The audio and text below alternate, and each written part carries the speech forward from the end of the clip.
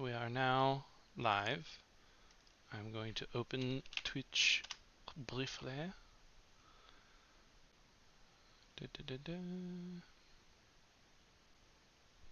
All right.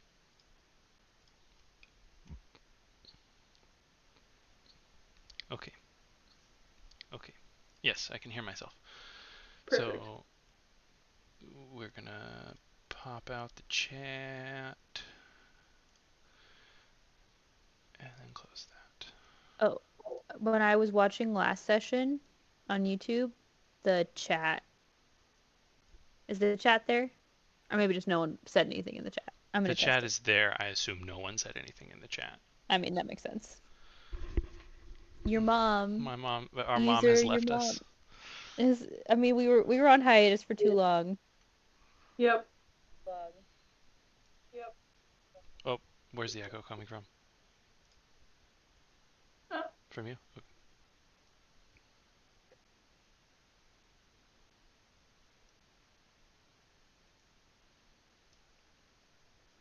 Jenny, I am so white right now. White knitting, white sweater, white person. Congrats. Do y'all see what she's making though? Mm-hmm. Is it a hat? Nope, it will be a shirt for my spouse. I'm starting with the yoke down. I'm not going to stretch it out all the way, but I'm doing the shoulder shaping now. I'm excited to see it. I'll send you a picture of the of what the pattern's supposed to be. Please do. It's perfect for them. It's gonna look so good on them. Okay. So D&D. A recap on the status of the coup.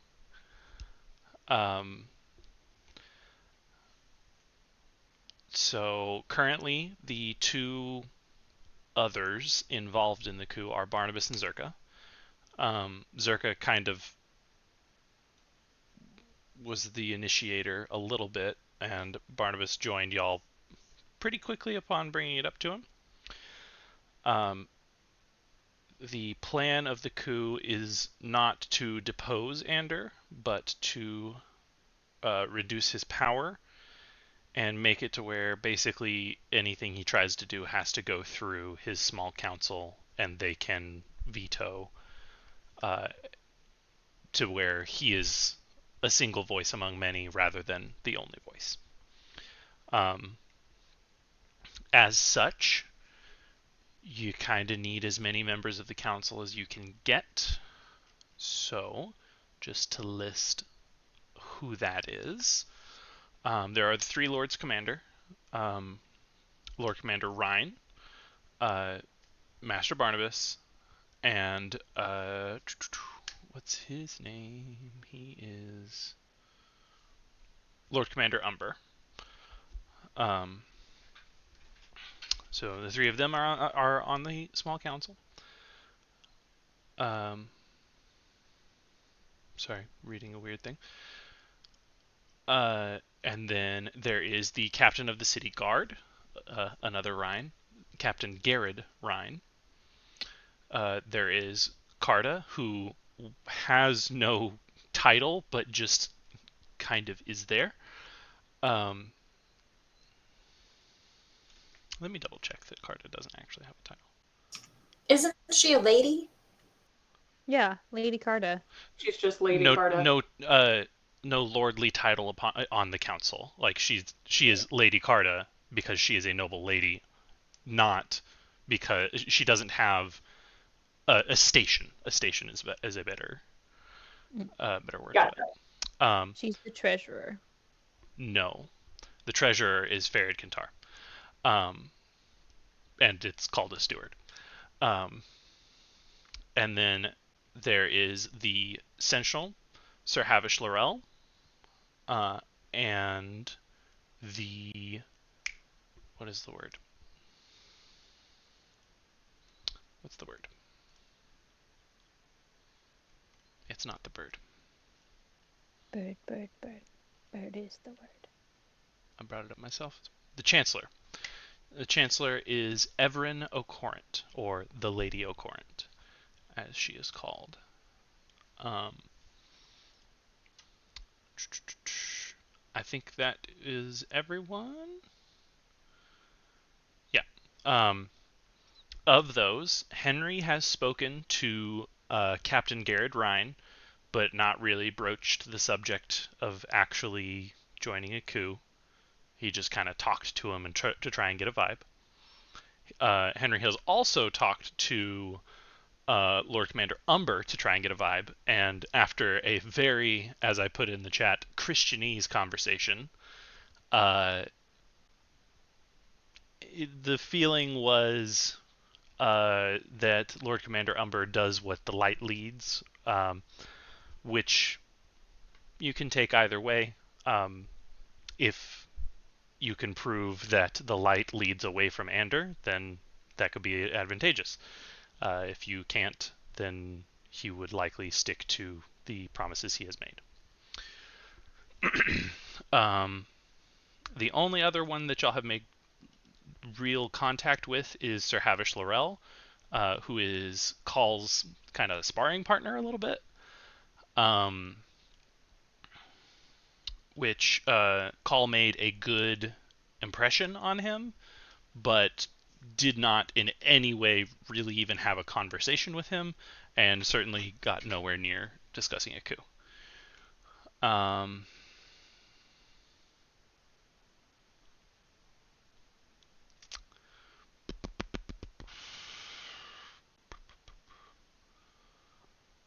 So I think that's where we're at as far as the coup is concerned.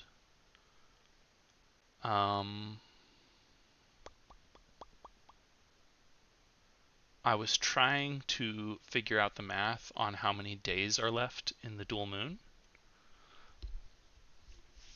and I had a really hard time.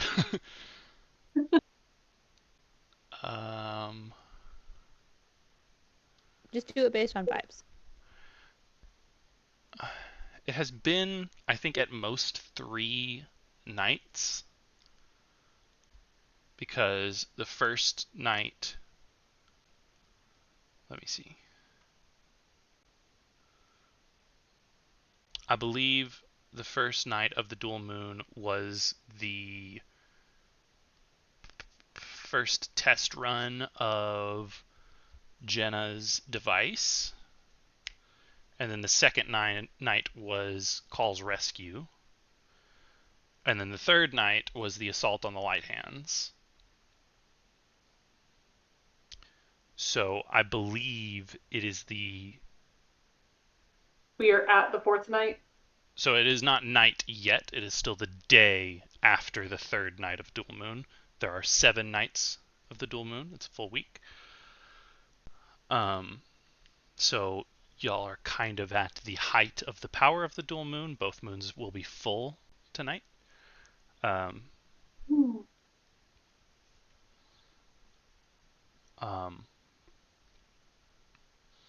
Although technically the smaller moon seems full the whole week, and it is actually the larger moon that is in the sky every night that you can actually tell the phases on a little bit. But so this would be the regular moon, full moon night.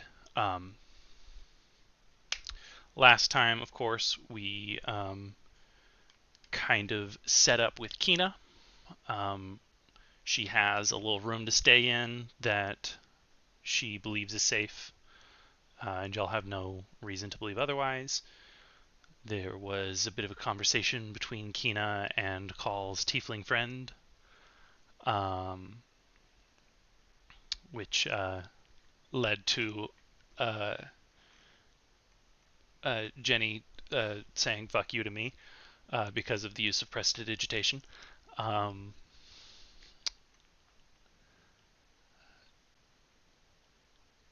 What'd I do? Well, so Jax was using Presti to clean away his tears before they could actually run down his face. Yeah, constantly, as if it were a nervous tick. That was a fun session. There were feelings there. But Henry set up with Patch, and y'all are kind of just waiting for an opportunity to be able to get Kina out. Oh yeah, we might need to talk to Patch and say that might not be needed anymore if we want to be taking her to the Thieves Guild instead. We should figure that out. Well, you'll still need to get her out of the city. That's true. That's And true. that's what actually, Patch does anyway, is he gets people out of the true. city. That's true. Never We mind. might even need to like delay it longer because since we're going to be escorting her, we need to make sure everything is wrapped up and we can leave for a couple weeks. Because isn't it True. like No. a week to get there and a week It back? would, if it was full travel time, it might take a week total. But we still need to not have her leave time during the middle of the coup. Yeah. But of course, if the coup works out, then you might not need her to leave at all. True. Anyway. But... Just a reminder that dual moons is also called Dos Lunas. I see true. from my notes. It is Dos Lunas. Because Spanish is isn't it, didn't we decide that was the So Kyrillium? The previous empire. You ask me like questions Bartolin. about old things. Yeah, so Kyrillium is the. Wait, no, that's the capital. What's the name of the country? Katugar. Katugar is the name of the country. The previous empire was the Bartolin Empire. That's the knots that Henry does in his beard and his hair. Mm-hmm. And the Bartolin is Spanish. And so Yes. some people still call it Dos Lunas and use Spanish words from the old language. That being said, Storad was never a part of the Bartolin Empire, so it's less prevalent here. But Katugar has expanded much further than the Bartolin Empire ever did. But like the oldest area that is Katugar was once the Bartolin Empire, which speaks what we call Spanish, and is roughly that culture. Yeah. Lore. But yeah. Let's see. We left off last time. I think we just left off after Jax left. Am I misremembering? Or was that the last thing we did? I feel like that was about the last thing we did. We might have said something about going back to the back home after that, but The fox. oh, But no, that wasn't the end. That was when Okay. that was when Call went to get Jax, Oh, right. Yeah. and he ragged on Call a little bit. He the animal. Yeah. Is it not a fox? The fox. Sorry. I more meant Then that y'all have no with reason to believe it to be a he. Oh, okay. Yeah.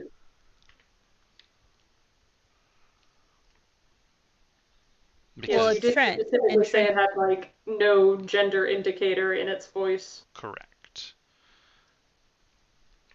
And as I pointed out to Asher, if it were Trent, you still wouldn't have recognized the voice. Because we've never heard Trent speak. Correct. You've never seen Trent's mouth open. But pastries will disappear. Who knows where they go? Maybe he I just like hits to himself think in the that he face. just unhinges his whole jaw and stuffs them in without chewing. And it's just really, really fast. So, we're going to start, y'all, in the warehouse district. I will say moving away from Kina's hideout room. And what are y'all going to do? It is starting to get towards afternoon, like late afternoon. Okay.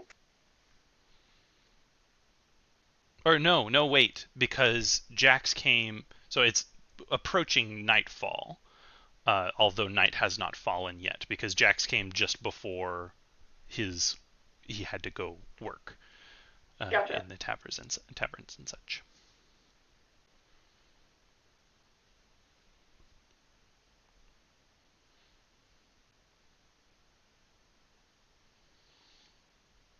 Anybody want to do anything? I leave session. You're cutting out hard.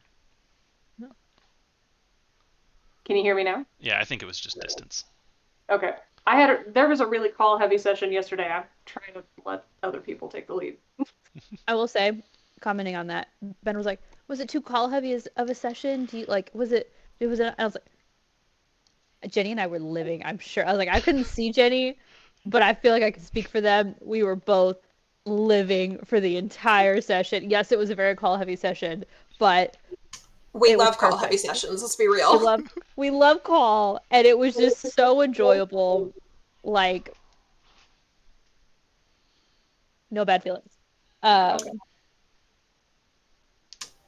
Speaking as Asher and not, I don't know how Henry would broach this, so thinking out loud, I think Henry would want to try to meet up with one of the two on the council that frequents taverns and just kind of go make friends with the drunks, the regular drunks, and then like make friends with the person and then kind of suss out how they feel about work and how they feel about Ander, just to see if there's like any hope of getting them to our side.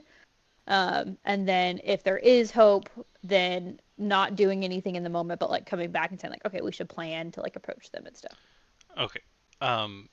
Just to further iterate on how you could go about meeting all of these people. Um, to meet Carta, it is going to have to be like a formal thing. Like you're basically going to have to petition to be able to see her. We should do that too. Let me get to the. She already knows who we are because didn't we meet Carta's person? You met Carta's kind of right hand, but it was kind of to be admonished, so you don't exactly have great standing with Carta at the moment. But she probably knows who we are. This is true. I feel like we would need a better excuse than we currently have to seek an audience with her. We should come up with an excuse though, and we should meet her. So that's Carta. She always wears her hair in a braid, and Henry likes braids. Not a good reason for a formal introduction.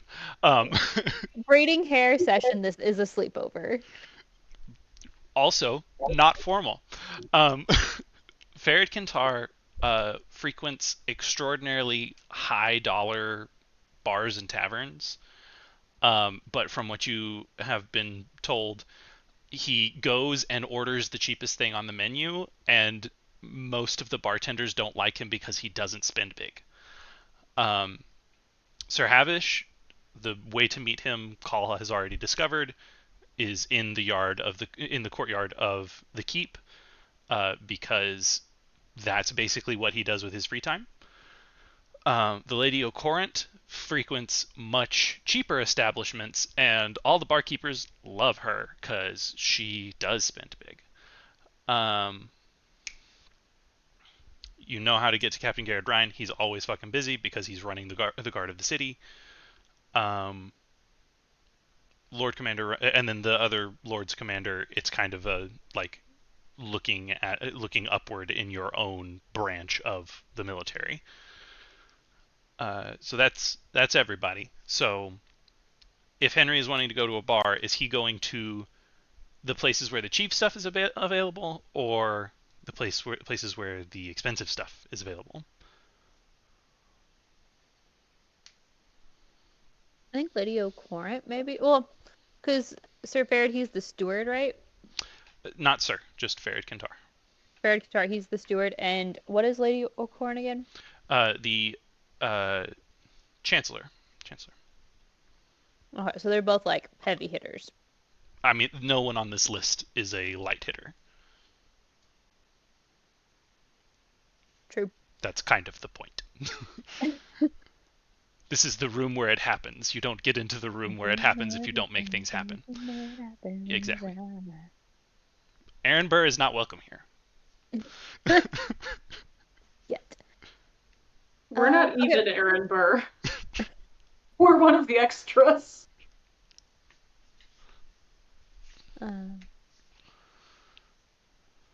Okay, well, I think Henry maybe broaching this topic with Colin Wren. I think Henry would probably want to go to the, I don't know, maybe to meet Lady O'Corrent, go to the cheaper taverns. Okay.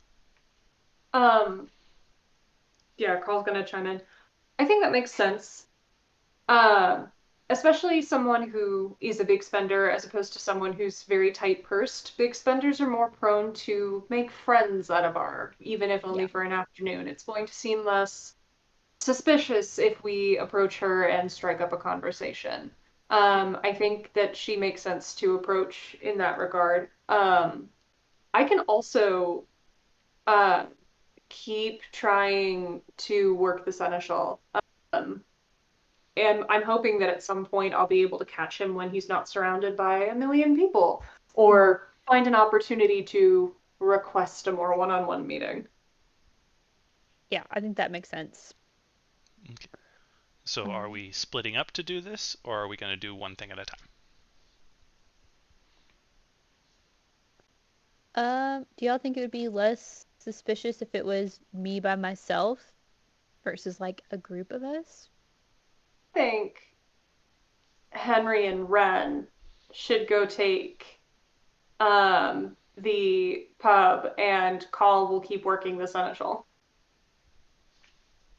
Okay. Do we think the seneschal is going to be there at night time? It's No. not quite night, but night is falling. Okay. So Call would just go do Might other be able to catch him if they move quickly. Otherwise, we'll have to wait until tomorrow. Cool. Okay. Protecting your nightlife so that you can wake up early and do early fight things. Makes sense. I think Henry is going to kind of do like a flourishy bow to Ren and hold out his hand and say, "Would you like to go out with me tonight?"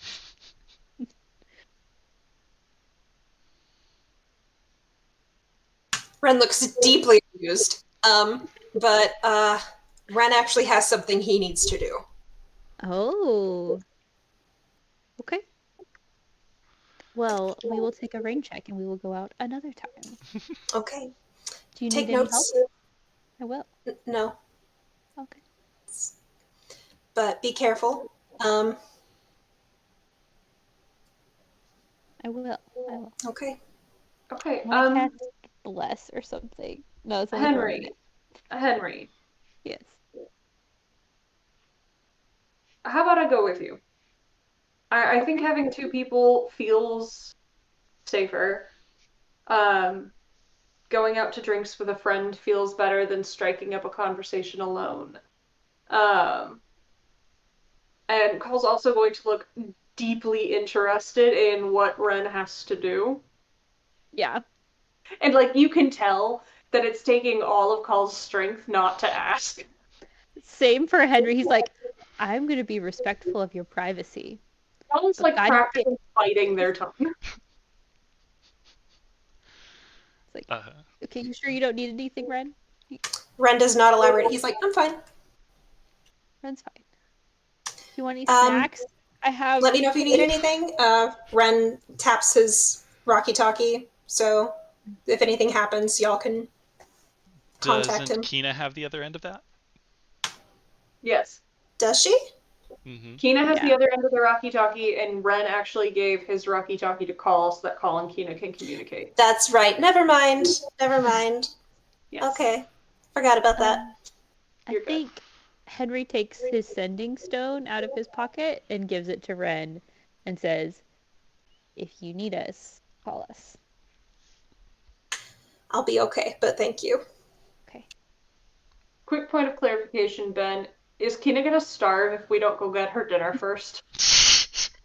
um, I'm, so y'all have given her so much food.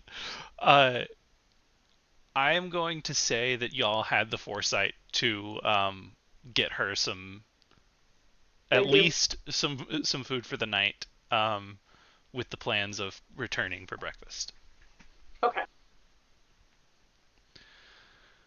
Okay. Well, So is Ren running off to do something immediately, or should we proceed with the tavern? Ren's probably running off immediately. He doesn't want to do this before it gets too late because that would be awkward.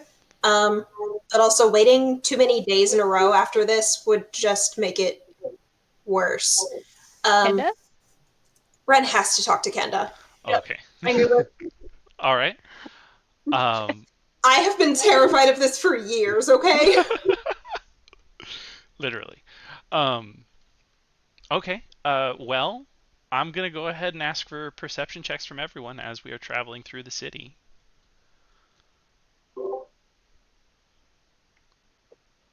22. Nice. Mod 20. Okay. 15. Okay.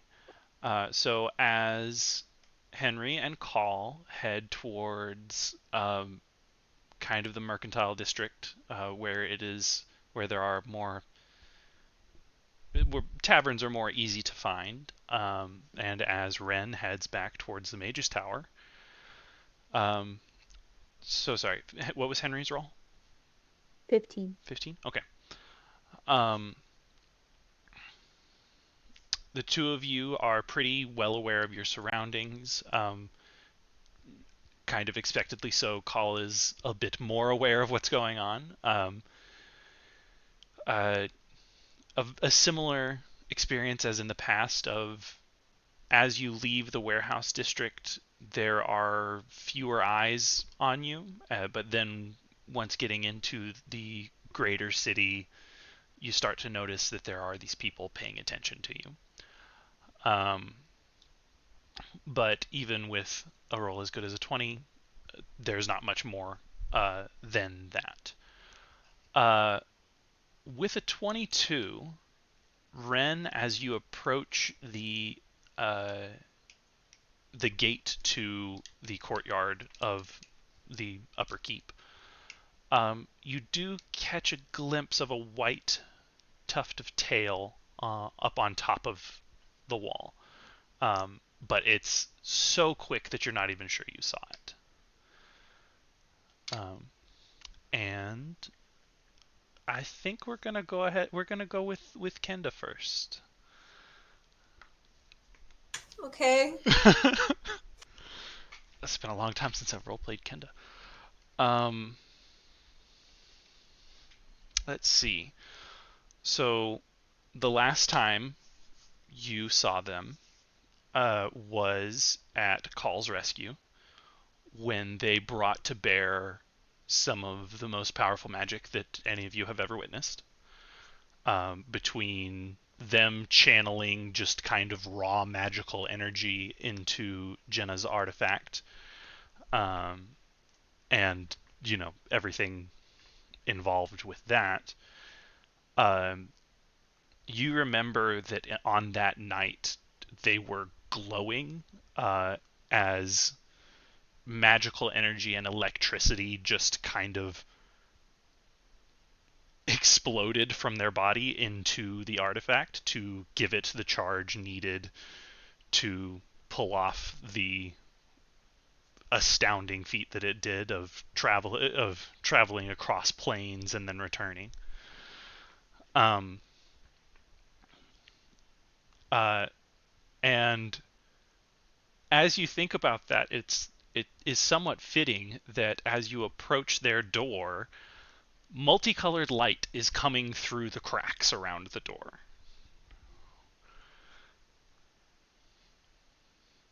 Okay, Ren's gonna knock on the door.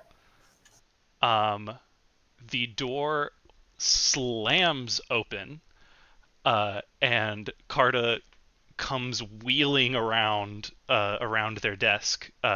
Carta? Excuse me, Kenda. For a while they had the same name, it was just spelled differently. Um, sorry. Kenda comes wheeling around their desk. The lights are not coming from them. Their skin is a kind of muted brown, but they are wearing just ostentatious clothing. But from their bookshelves, there are scrolls and books that are lighting up different colors, all the colors of the rainbow. Um, and as the door slams open, they wheel about and turn on you and point a finger and say, "I told you to stop doing that and just come in." Jetty needs a second.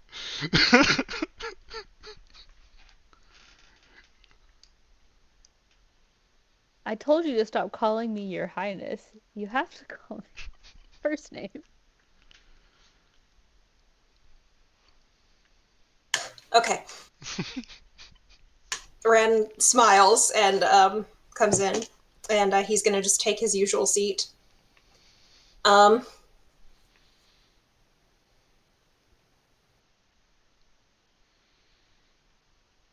Yeah, what's... You described a lot about what's going on. What's the vibe? Like, because Kenda's... Usually their mood is reflected by, like, their chameleon kind of thing going on. I don't So, remember... Mm-hmm. go ahead. Oh, I just don't remember, like, muted brown as a color that they usually are. uh, the the vibe in the room is chaos. Um, the last time you were in this room, there were piles of books and scrolls and just loose papers that were a combination of them looking into their own origin, that of the genie and such of the jinn, um, and also manuscripts and such on interplanar travel as they were working on coming up with a solution to bringing Call back. Um, the piles of paper and books look similar to that. Um, I have to put this away. Sorry, 1 second. Um, the piles of paper look similar to that, but also like the room does not look the same. The piles are in different locations and such. Uh,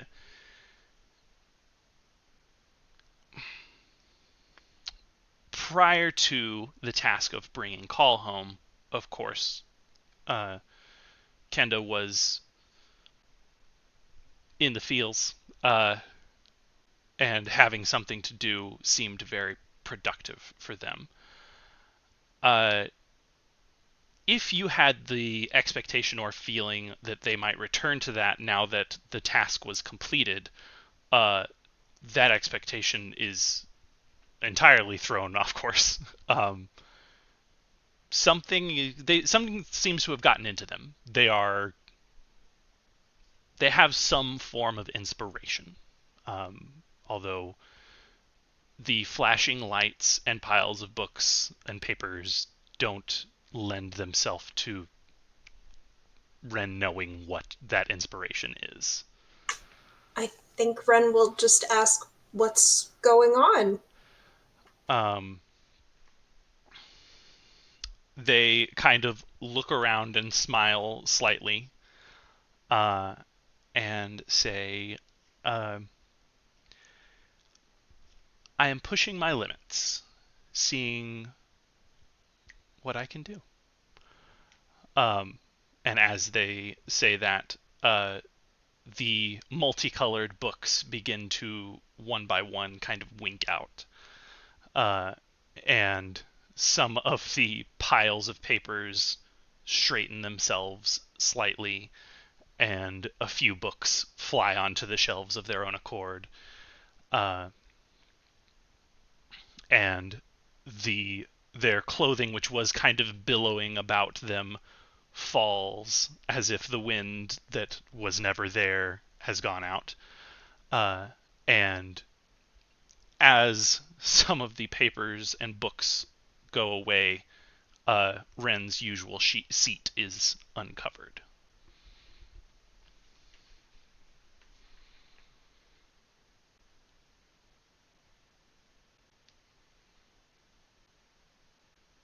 I'm sorry, I'm reading the chat notes. We're not going to stop. I can't look.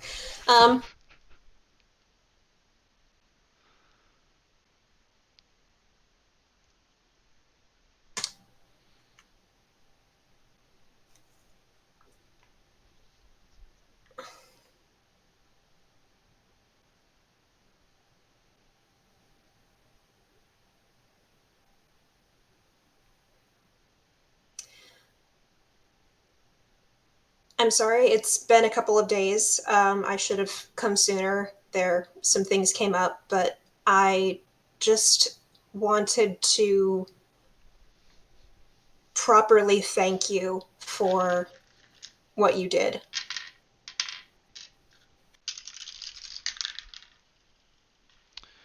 Um,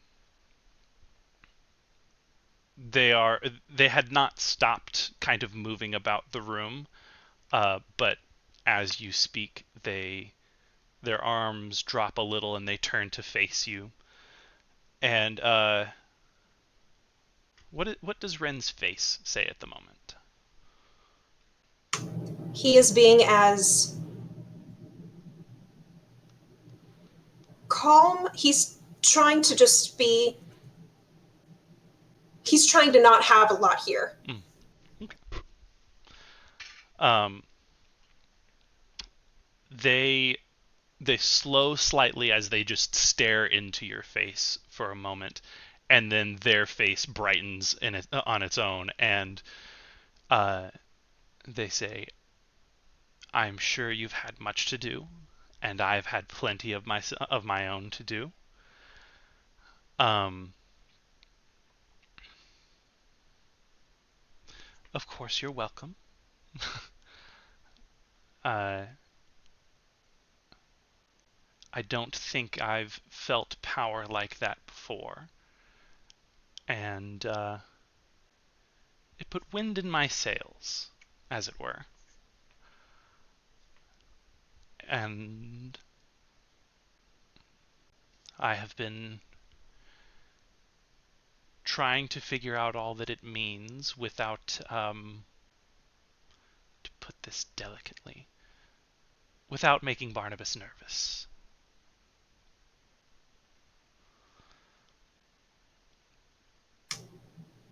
I know this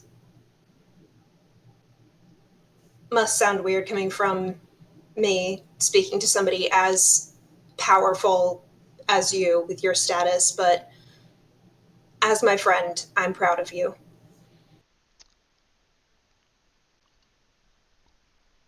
Ooh, I need a perception check. Fuck. 15? Wasn't a high DC.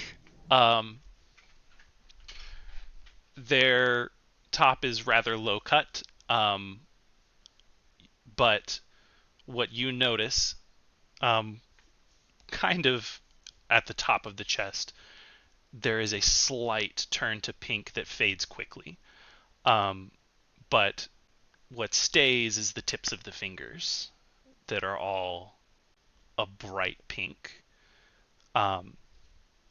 And uh, they blink a few times and then get a little bit of a mischievous smile. Uh, uh, and they say,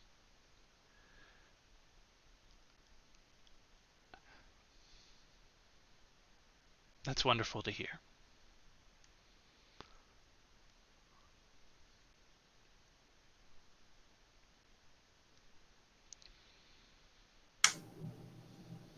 I'm excited to see what you do next. Um, I know you've had a lot to process with recent discoveries, and I would like to be here for you. And I'm really just excited to see what you do next. So am I, dear.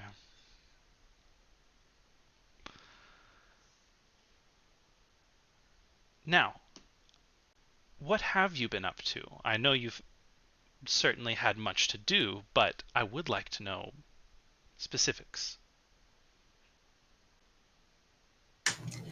Remind me, out of character, remind me, how secret are we about having broken up the light hands? Is that like public knowledge? Ander gave Zerka the task of bringing them down, and that was not private knowledge. Yeah. So Not Reynolds I, share. yeah, Yeah. it wasn't specific that the three of you were tasked with it, but at the same time, Kenda knew that it was the Light Hands who abducted, imprisoned, teleported Call. Mm-hmm. So like it's no secret, at least not to them. Yeah. So Reynolds tell Kenda that. That's the update. Um, so that's we brought down a gang. Do you go into detail, or do you just like spark notes? We went there. There was a hag. We killed him. I guess if that's the spark notes, then yeah. I think Ren would also talk about the hag a little because that's like magically Mm-hmm. interesting. Um, I think Ren probably has the hag's cloak and like also the dagger, and he'd like show Kenda those to be like, "Hey, look, in this isn't this shit cool?" Um, they are very fascinated by the cloak, and they try a couple of the pockets. But as you know, all of the hag's junk was taken out of it. Um, they maybe find a small tomato. Um, uh, Right. um, but so yeah, they're interested in that, interested in the hag. They ask clarifying questions and such. Um, uh, and then and your friend, they're acclimating back to being home. They're fine. Yeah. Thank you. Hmm. Okay. Um,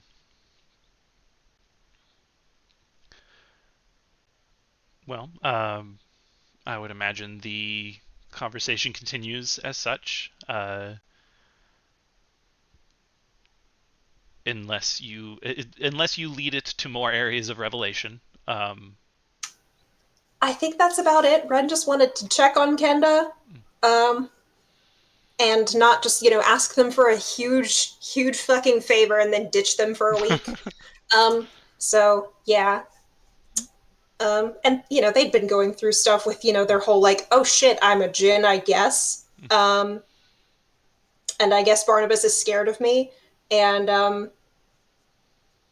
wow, the guy that I spontaneously kissed that one time sure seems concerned about this one person who got zapped into another dimension.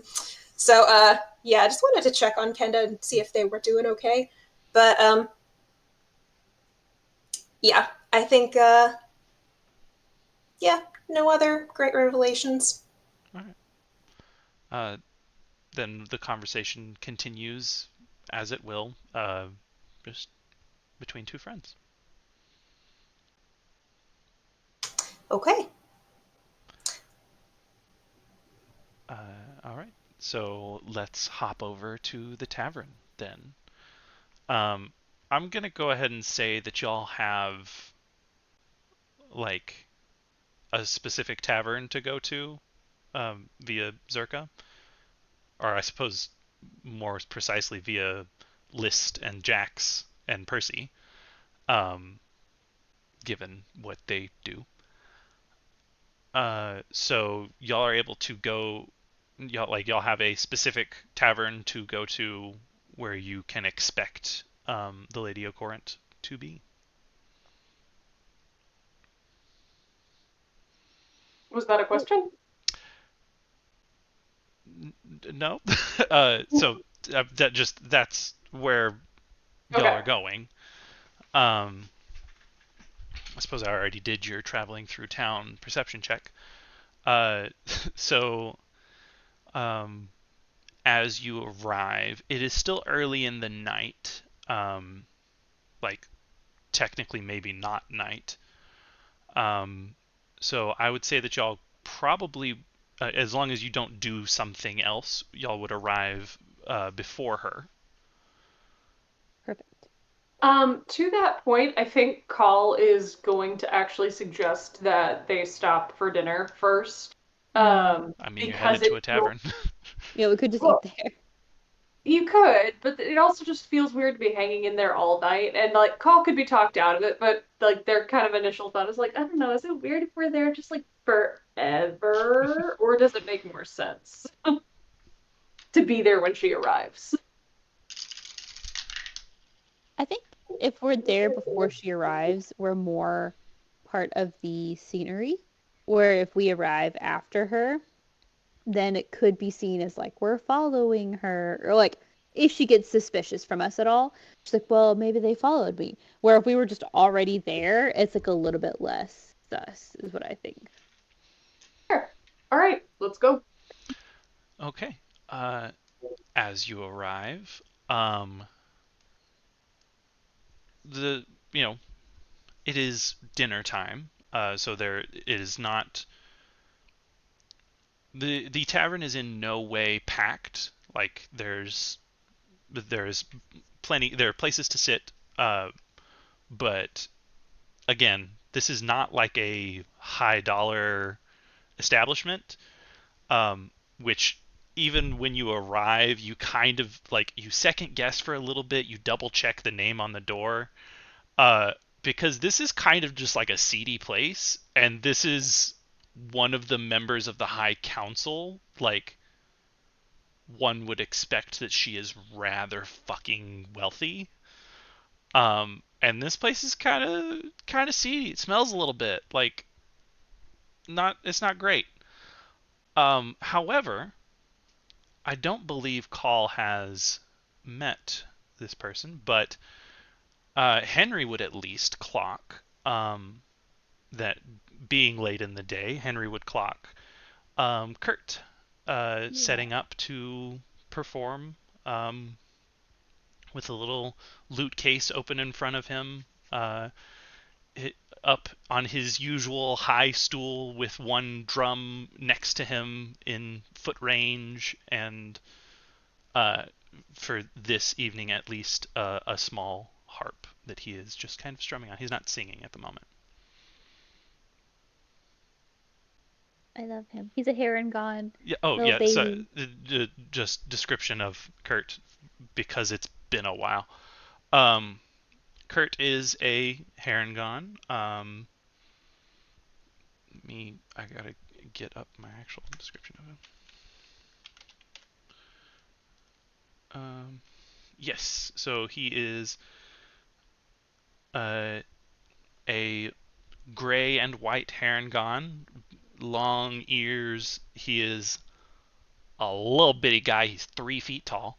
Um, so he is sitting on a stool, playing a drum with his feet and playing a harp with his hands. Um, he's got a little yellow shirt on. It's not little on him; it fits him, and a pair of brown pants. No insignias of any kind, no brooches or anything denoting him of some group. Um, but he's just kind of playing. He's relaxing a little. Again, this is not like a very high dollar place, so his little collection plate isn't full. But he also seems to be doing well for himself. Um, For him. any he he does not call out or try to get your attention, Henry, but do you interact with him in any way? Yeah, I think if he's like in the middle of a song, right? Yeah, he's playing, but he's not singing. Okay. I think Henry like waves at him. He Um waves an ear back at you. that's so cute. Cute. Um I think Henry says to call. I know that musician over there. I've met him a few times. I think I'm just gonna go say hello. Okay. Excellent. I'll snag us a table. Okay. So then Henry goes over to talk to Kurt. Okay. Um, he continues to play, but he smiles as you approach. And like, hello, friend. How have you been? Oh, just about as well as you can. Uh, it's good to see you. I know it's been a few days. Have you yeah, did your friends ever arrive? Oh yeah, they got here. They looked around. Didn't stay long. Hmm. I think Henry kind of looks pointedly at like a dirty spot or something, like a place that's looks at somewhere like that indicates like yes, this isn't like the nicest place, and he's Mm. like, hmm, yeah. Uh, uh, well, I'm sorry that they're not here with you. That they could, um, that they're not hanging out with you right now. But it's nice that you can come and play. Oh, you gotta earn your bread. Yeah. All right. Well, I think he's like, well, it's good to see you. I'm probably gonna go eat dinner. If you wanna come and eat or get a drink with me and my friend, we're just gonna be sitting over there. But yeah, it's good to see you. If the opportunity arises, I'll take you up. All right. I think Henry flips a coin into his loot case or plate or whatever he has for money. Uh, Inexplicably, he manages to bow to you without breaking the beat with his feet and without missing a note on the harp. A true professional. Yes. All right. Henry goes and sits with Call, and I guess they order food. Perfect. So yeah, Paul's gonna go ahead and get some dinner. And go ahead and order a few drinks for the table. Yeah. Is there Can something? Call make a Call just wants to do another perception check. It's Call. Sure. Yeah. Absolutely. Uh that is a 29. All right. Um. Hmm. On a 29, because that's fucking ridiculous. Well, it's not a 30, so Well, it's below the DC of 35, so uh, on a 29, Call, you do notice that Kurt is keeping an eye on the two of you. Um, like he is performing to the crowd, but more often Mm-hmm. than not, his gaze will find the two of you. Mm-hmm. Um, on a 29, you notice some people playing cards. You notice that someone is cheating at cards. There is money passing under the table. Like you get a firm grasp that this place is a seedy fucking tavern and dealings are happening. I don't think you catch like words to understand the extent of any mayhaps illicit activity that is happening, but you are picking up on it everywhere. Um, Everywhere. Uh, the least shady person, or the least shady people, are um, the bartender, who seems to be actually like fully above board, keeping everything fucking clean. Okay. Uh, and then, I mean, Kurt isn't doing anything shady other than watching y'all. Um, hmm. Okay. Everyone else seems to have their hand in something. Paul's going to be very careful with their wallet. Good. And also on that, you do see a couple people get pickpocketed. Paul's gonna look over at Henry and be like, "Move your wallet inside your shirt, under your beard." Noted. Okay. Um, Henry puts his money in his bag of holding and then puts his bag of holding into his beard. so, unless there's something you want to do over dinner, um, I'll move us on a bit. Moving on. Okay. We'll keep the 29. Yes? Wait. Henry is going to be like asking lots of questions. It's just like asking questions, listening to Call talk, just deeply like soaking in Call being there, Call being like talking about stuff, and just like, and then asking like deeper and deeper questions and just wanting like more and more details, and just like truly is enjoying every second of being with Call. All right. Live. And he's like, my friend. Give me an I insight love check, just my real friend. quick, Henry. Me? Yes. What is my insight plus 5? 22. All right. Not not taking agency from Call, but you are able to glean insight into Call's life. And also you are able to pick up rather well that Call has a firm eye on everything going around. Like I mean, yeah, that goes without saying. like they are keeping conversation with you and answering your questions and not like ignoring you to pay attention to the crowd, but you can tell that even though they are involved in your conversation, Call has a fucking eye on things.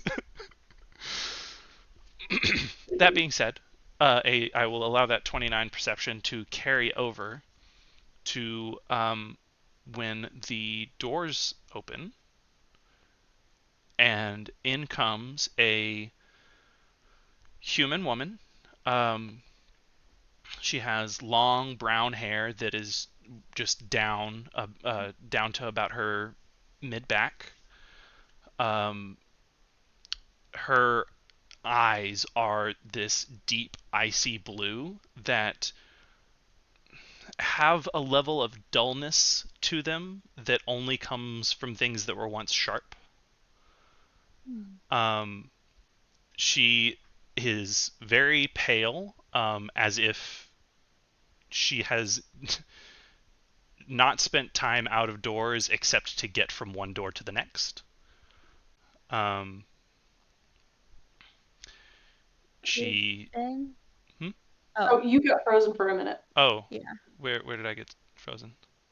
Her eyes were sharp, or her eyes used to be sharp, but now they're dull. Yeah. Her eyes have a level of dull to them that only comes from things that were once sharp. She has pale skin that makes it very obvious that the only time she spends out of doors is getting from one door to the next. And she kind of has a look of weight on her, as if life has not been kind to her in recent years. She comes in, and a few members of the bar make waves and noises of affirmation that as she comes in, just noise of recognition more. She actually takes note of the two of you and makes a little face, but then just goes and sits at a table. Insight check, please. Yeah, go ahead. How's a 24? You're sitting at her table. What? You're sitting at the table that she always sits at. You're sitting at her table. Oops. Okay. And she makes a face of, oh, that's my table, but like doesn't seem to care very much at all, and just goes and sits down somewhere else. Okay. And as she is sitting down, she has made no note of the bartender, but a Ale Hand comes running around and puts 2 mugs down in front of her, and she immediately starts drinking. She didn't really make any recognitionary noises to the people that recognized her. She just kind of came in, saw y'all, made a little bit of an upset face, sat down, and started drinking. Jesus. How far away is she sitting? Just like there's a table between y'all. No one is at the table. Okay. Call is going to finish off their drink and order another one. And just sit there for a minute with their new drink. Mm-hmm. They want to not jump on the situation as soon as she arrives, especially since they have the impression she's going to be there for a while. Yeah. Yeah.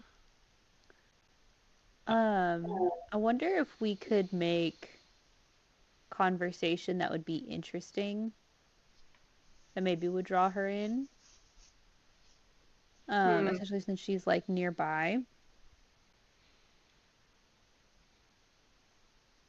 I wonder if we would have. We probably should have talked about this before she got there. Probably. Like, what are we gonna do to engage her in conversation? Ben, you said she didn't like really acknowledge any of the people that recognized her. Does Henry's insight check lean at all into how she's like? Does she look like very like I don't want to talk to people, I just want to drink?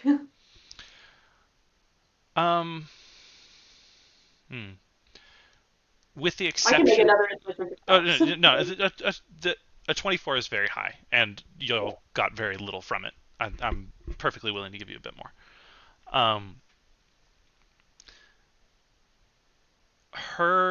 Everything about what her coming in here has the feel of routine.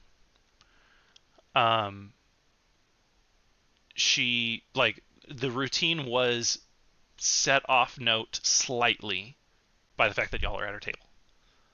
But other than that, like the fact that the ale or that her drinks got there like as she was sitting down, like you just feel that this is something that she has done over and over and over again.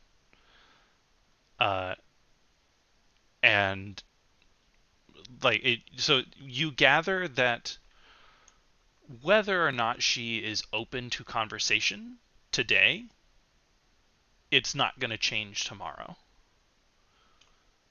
Okay. Okay.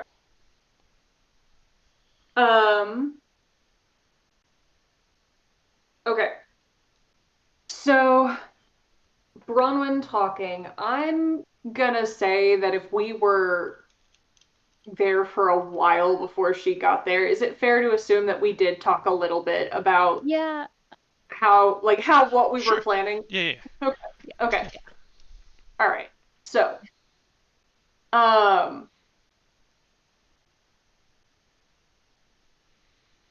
the easiest way I think to jump into that is like if she, depending on her mood, I'm saying this under the assumption that we did this before she arrived, so we don't know what her vibe is, if she's the kind of person who's, throwing money and drinks around and is surrounded by a crowd of people, it would be very easy to kind of just move in and be part of that circle and chit chat for a little bit and try to just test the waters.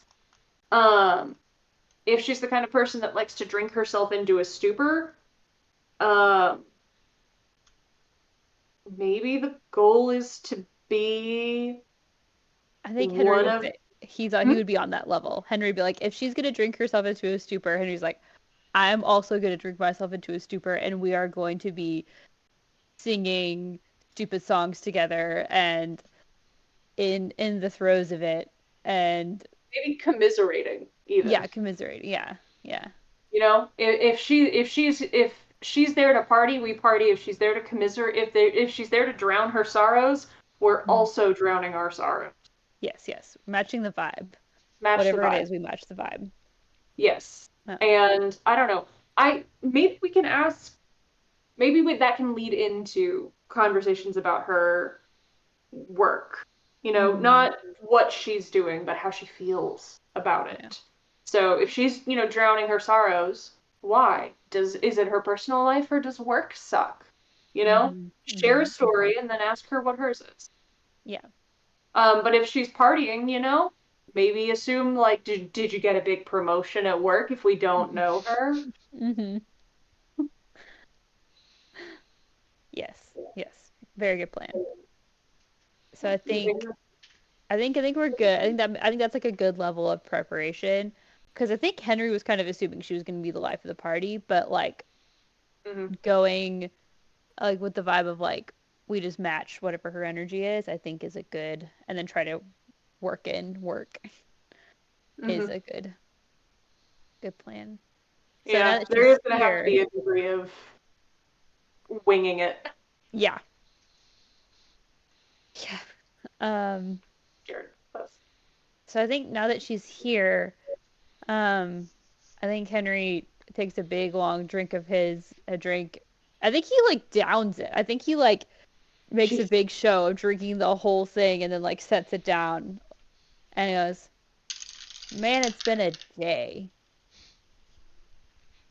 I just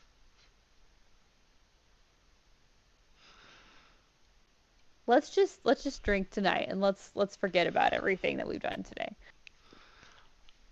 Not like overly loud, but like not, you know, talking like he's had a few drinks. It sounds good.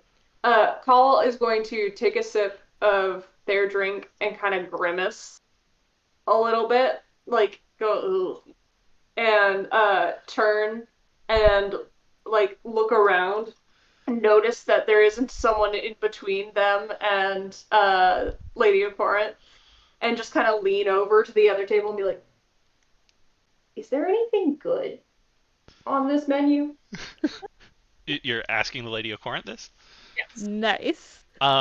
Well, I was Yeah. planning on having her roll a very poor perception check and not hear y'all, and then I got a nat 20. So uh, she actually does seem fully aware of what you say. Um, looks up and uh, she stares at you for a second, and a few things flash on her face. First is like, "Why the fuck are you talking to me?" And then like immediately after that, there's this small embarrassment of calm the fuck down. um, uh, and then there's there is a look on her face as if she is actually thinking, and then she turns and looks at the barman, who again you saw as kind of being the least shady person in the entire bar, uh, and he's currently just like polishing a cup. Uh, and then she looks back at you and says, it, and said, she looks back at you and she says, "The cheap stuff is hardly alcohol. The hard stuff you should stay away from." Uh, and she kind of looks you over as she says that. Of like, she picks up that you are not a consistent drunk and determines you should not drink the hard stuff here. Uh, and then uh, and then like thinks a little bit and then just kind of without looking reaches out and just grabs the arm of the ale boy that's running by and orders. You've never heard these words in terms of liquor before, but just like she orders you like a horsetail something or other. Like you don't even fully catch what the name is that she asks for. Uh and then she like still is holding his arm, looks back at you, kind of takes a little look at Henry, um, and then says, she turns back to the boy, says, "Put a cherry in it, and he needs an ale, and points at Henry. Uh, Nice. like He's got it. fancy too many words that you've never heard in any association with liquor, uh, and an ale. Um, She What the clocked it. fuck did you think of Call? uh, so what's really funny is when the ale boy comes back holding two mugs that look exactly the same. Mhm. Yeah. uh, he sets one down in front of Henry and the other in front of Call. Um, uh, Henry's the only difference is that Henry's looks a little bit frothier. There's a little bit more head to it. There does Okay. not seem to be anything in it like a cherry.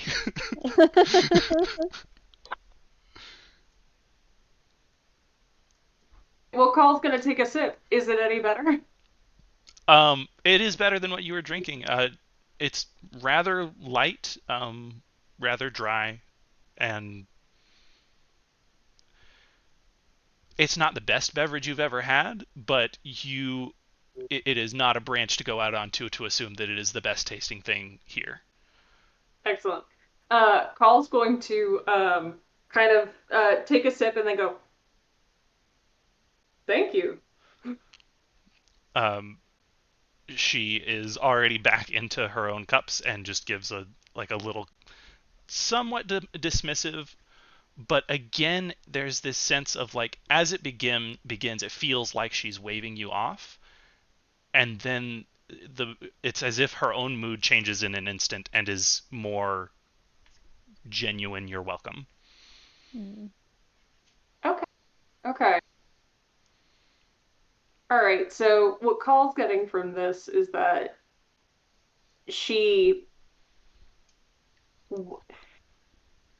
Jenny and I call this kind of stuff being fussy, where your instinct is to be persnickety and crotchety, and then you have to like you catch yourself and you have to bring yourself into being like you're like no wait. So that Call's instinct is like about this is that she's kind of she wants to be in a worse mood than she kind of is even like I don't know. Um, I think um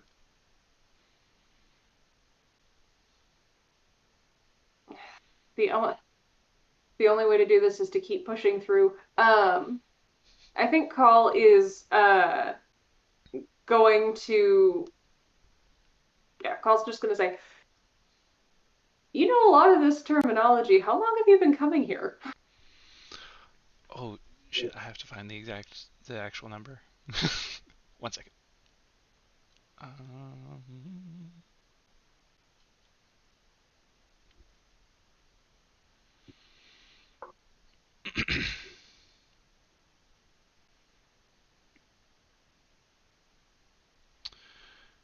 um, y'all know the year of it. The she she says the amount of years since it has been that Ander became count. Um, Yeah. which would be I think it's 5 years. I think it's been 5 years. Um, so it she says an amount of time just shy of how long Ander has been count. Um, Drink. uh, and she just kind of looks around and says, "The people around here don't care who you are as long as you don't care to get drunk. As long as this is her stumbling. As long as you don't care to not get. As long as you're willing to get drunk, they don't care who you are."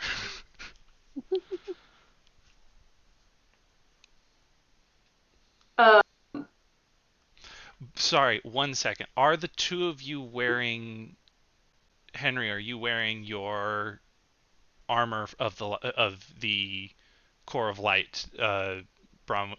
Is Call dressed as a member of the Core Blades, like, or are you all in like out of doors street clothes? You could be wearing street clothes. Because, like, even going and, like, hanging out with Kina and stuff, we wouldn't want to be, like, super military looking. I think we want to blend in with the warehouse district, and so that's just what we would have been wearing all day. So neither of you are wearing your badges of office. What do you think, Bronwyn?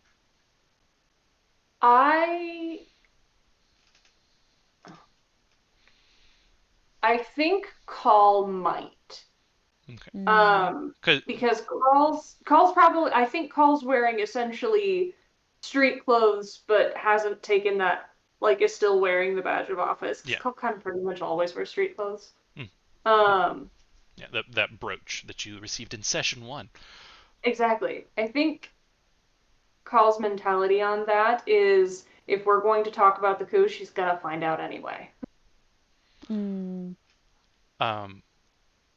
Well, you see her notice that, and she just kind of gestures to herself and says, "And I, on occasion, have reason for people to want people to not give a fuck who I am." Um,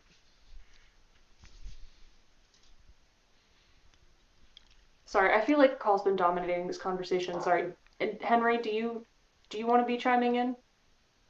I feel like, Bronwyn, you are more eloquent and intelligent at this kind of thing.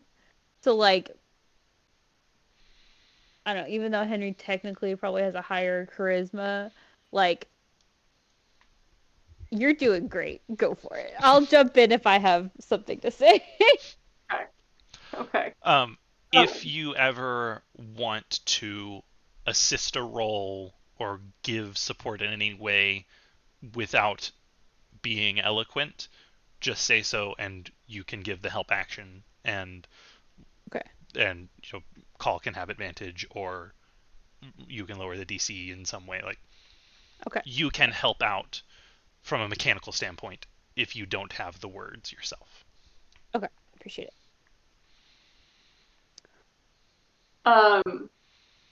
Call's going to kind of nod a little bit as a gesture of, yes, I did recognize you. And and say, were you and say something to the effect of, were you chased out of other bars by people who wanted to bother you too much? Um, hmm.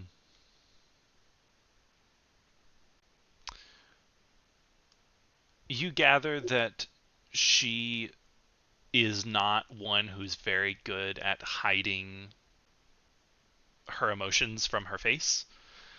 Mm-hmm. And just this kind of look of disgust comes across her face, and um, she kind of just, well, everyone has an opinion and a theory. Um,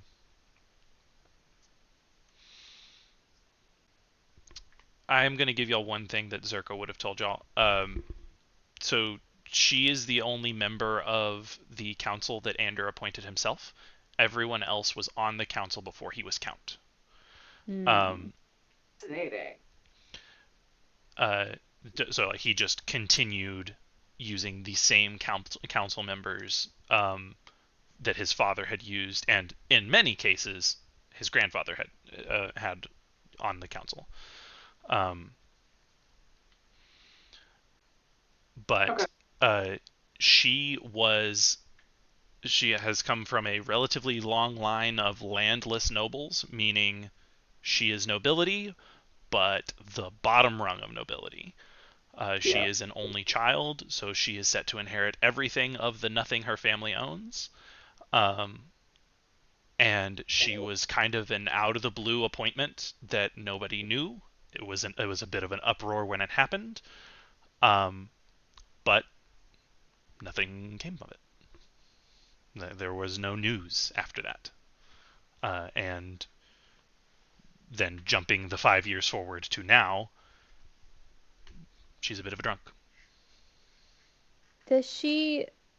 Can I make some sort of check? Does she look like Ander? No, she does not at all. She's about the same age. She's in her early 40s. Okay. So I was wondering if she was like a half sister or something that he found out. I don't know. It Trying is to figure out hilarious the to me to connection think that Arthur Storr had an affair. I don't remember what that you know homeboy's nothing like. about Arthur Storr, so like that, but he wasn't exactly debonair. Maybe. Well, if they're the same age or similar in age, I wonder if they like knew each other in the way that like nobles' kids play together, even if they're not like the right station. Kids that are the same age will play together. I wonder if they knew each other or something. Entirely possible. I don't know. We're not going to figure that out on any sort of roll. No, you'd have to kind of You're not be just there. you're not gonna roll and know that. You're Yeah. gonna have to ask somebody about that one. Yeah. Um, Barnabas, spill the tea. Anyway, getting back to it.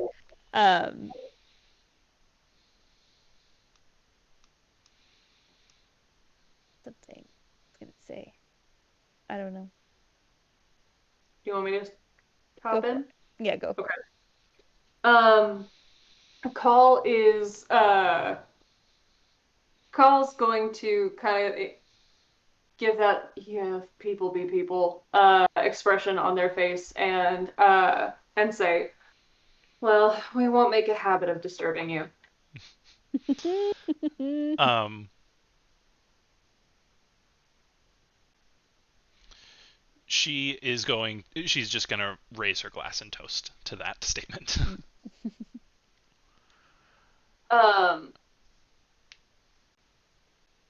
Carl's then going to say, I'm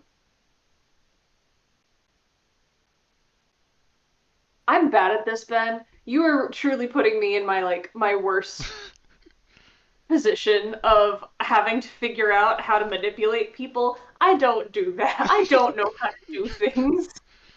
I know. I want to say that Henry says something like, sometimes it's nice to get like along the lines of like she notices who we are, we notice who she is. Of like sometimes it's nice to get away from like the castle or like from all the politics, from court, from all the appearances, and just kind of get to somewhere where you can just have a drink and just sit there. I think he says something like that, but more eloquent. Yeah, make a persuasion check.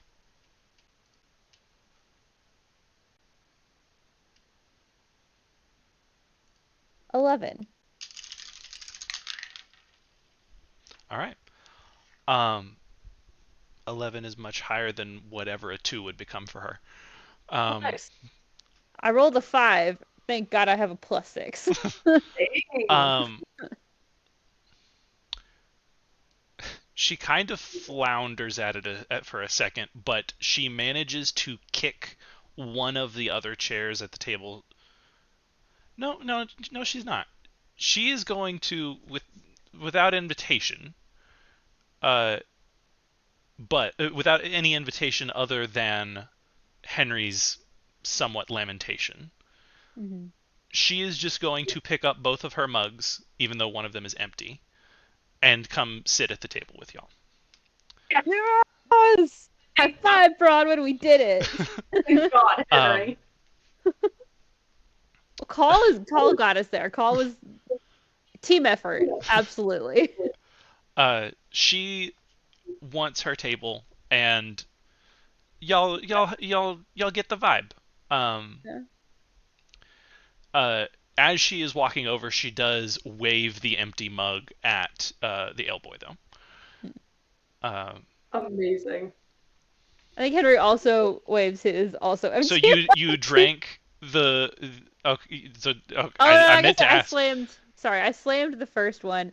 I think he's been like Okay, gulping down. uh, He knows the this is dwarven ale. the He ale knows. that she ordered for you is heavy. It Yeah, is. It's kicking. I got the vibe. um, it is almost impossible to tell them apart in the glasses or in the mugs, other than yours had more head. But whatever you have is way stronger. I think Henry like took a pretty decent drink when he first got it, and then after his little man, politics sucks, drinks the rest of it and puts it down Okay. to like Um, accentuate the point. I'm gonna have all three members at this table make a Constitution check real quick. Call gets a +3 because he's within, or because they're within 10 feet of Henry. Oh, thanks. I have advantage against poison, so can I roll This with is not. advantage? This is to determine which direction y'all are headed. This 17. is like even a fail here does not mean that you are overwhelmingly drunk. 17. Okay. 17 for both of us. Okay. Oh. Oh wait, no. Sorry. 20. Okay. I don't know why I thought 17. 20.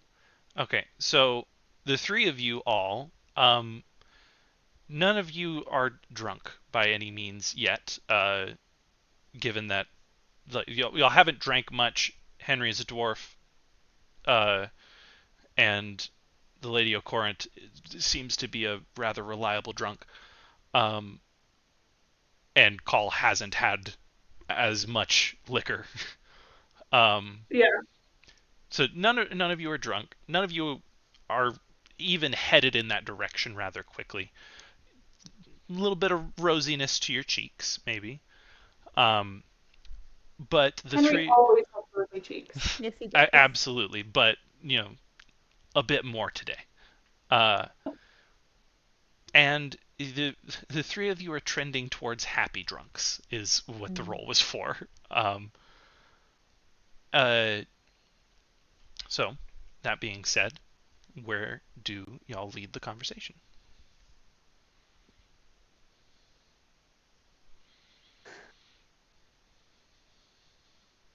I want to say that we have some more casual kind of lamentations, and Bronwyn jump in here as well, like with your thoughts. But like kind of casual conversation, same vibe as what we've been Excuse talking. me.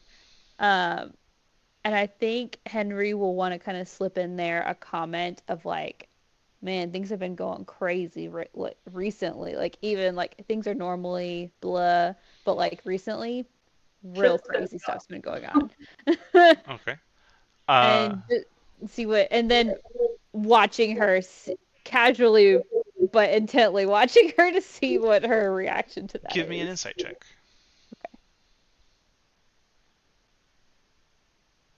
Plus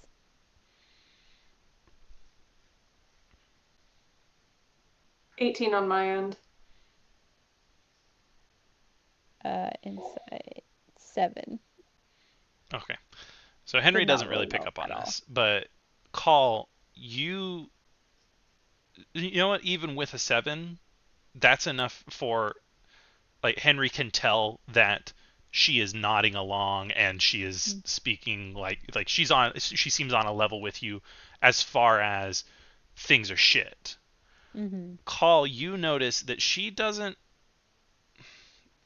have this like intense agreement that it got worse recently.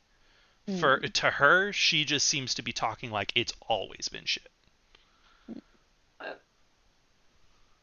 I Excellent. mean, that's actually good though. for us. Excellent. Okay. Yeah, Call's gonna say, I didn't grow up around here. I only moved here a few years ago. Has this place always been Um, she uh, she takes a second to think, which she does that off. Like, she does not jump into speaking immediately after you ask her a question. She Respect. seems to think about everything she says before she says it. probably a useful thing for a council member who's also a drunk? Uh, again, she's not drunk yet. She is a drunk, She's but she's a not drunk drunk. yet. She's a drunk. Yes. Mhm. She like takes a moment and says, "Not always. Um, Store ran a tight ship. Um, of course, I wasn't a sailor on the ship at the time, but as a passenger, uh, Store ran a tight ship. When his son took over, it was a rough 3 years. Um, it kind of felt like we never got out of the transition period to the new ruler. And then when Count Arthur died, I wish I could say unexpectedly, the man had been sickly all his life. Um, and Ander took over. It didn't seem like any of the water was bailed out. Um, so if you came recently, I am sorry for you to arrive on a sinking ship. Why am I talking like a sailor? I've been on a fishing boat once. I think Henry says, aye, Captain. She laughs with you. Good. Uh, Call is gonna Call's gonna chuckle and say, well, not to continue with the ship metaphor, uh, but in that instance, um, um, but if a captain is letting the ship sink, shouldn't the first mate be enlisting more people to help? Why, like, there are other people on this ship. Why let the captain single-handedly take it down? Um, there is a little light behind her eyes. Um,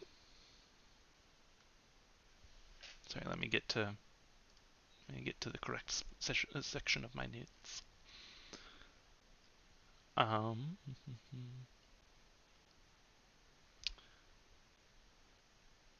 um, there's this little light, and as I said, she's not drunk yet. She's still her wits have not left for the night. And she kind of raises an eyebrow and says, "And who would you deign as first mate on this ship?" Um, Call is Call's gonna say, wouldn't the council be the first mate? They're the people that, they're the people that he speaks to the most. They're the people that have the most authority behind the count. Wouldn't that be how just the chain of command works in a structure like this? I I need a roll from you. Give me a second to determine what. Um, hmm. I think that was super well done. That was It excellently was. delivered. However, you're accusing her a little here. So I need a roll to see if she will take offense. So I can't decide if that should be persuasion. If you have something you would like to roll, and you can make any kind of argument for it.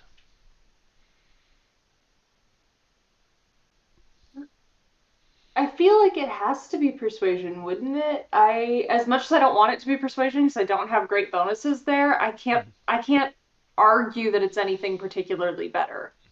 I think Well, so yeah, performance could be an option. Intimidation, deception. No. I don't think I would let it be a deception. Any of the others that you want it to be, I will let you. But also with Henry here sharing your gripe, I'll let you roll this with advantage. Thanks. Henry is absolutely going like, yeah, like the council, obviously. All right, I'm gonna go with persuasion. Do I still get that +3 from Henry? That's for saving throws. Yeah. Oh, that's for saving throws. Okay. All right. And that's a whole 13. Okay. Let's see what. Should she roll insight? Yeah, she's gonna roll insight. Okay. I don't know. I feel like her being offended could still potentially be useful at the end of the day. Yeah.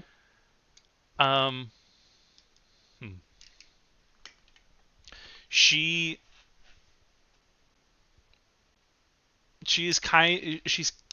not really nodding with you, but kind of she's listening along as you explain, wouldn't it be the council?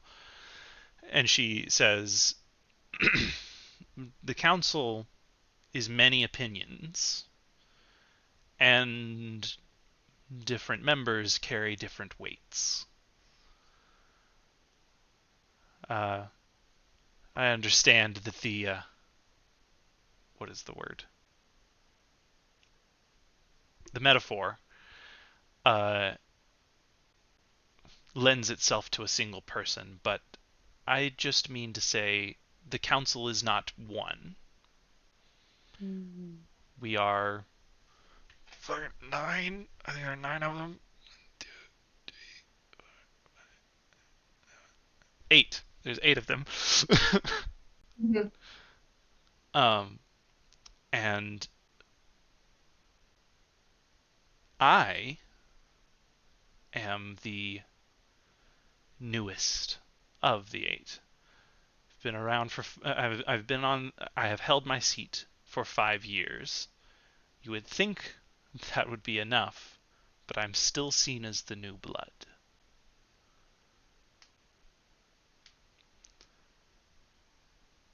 With the seniority of people like Master Barnabas, that's hardly surprising. But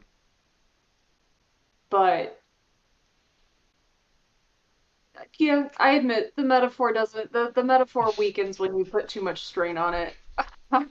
And Carl's gonna chuckle a little bit and say, "I got lost for a second trying to figure out where all the different cores fit into this metaphor, and it fell apart fairly quickly." And hey, if we're talking about people having different weights, Master Barnabas does look very strong. He probably could lift a lot of weight. She's going to actually like full on laugh at that. Like not like polite chuckle. She's actually going to laugh. Bring back some levity. Let's get away from the serious Exactly. blood. You gotta reel it back. We gotta make sure that it seems like we're discussing, but we're bros. Yeah. It's like we planted the seed of doubt. And then, but hey, we're just chilling here. We're just chilling. We're not. There's no coup here. What's a coup? From here, I think Call's going to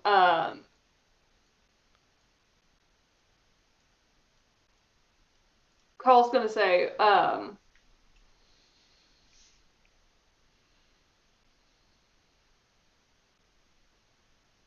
the council, is going. The council is 8 voices, and they all have different opinions. I mean, everyone does. But shouldn't does that mean that those eight voices don't bear any weight if they disagree? What's your point here? Like what's your Well, we advise the Count. The Count still has every say in what happens. Really? I think Henry's gonna Yes. look like generally like, Yes. I oh, mean, the position was given when Count Storr founded the county. All power was given to him solely by the Queen. Uh, that power passed to his sons as is law. Count Storr was wise enough to seek those with differing opinions, and from what I hear, he was somewhat open to listening to their advice and would even change his own opinions. Uh, but that did not change his absolute authority. The only person who could tell him no was the king, or sorry, excuse me, the queen. And as such, now the only person who can tell Ander when Ander has his mind set to what he wants to do would be the king.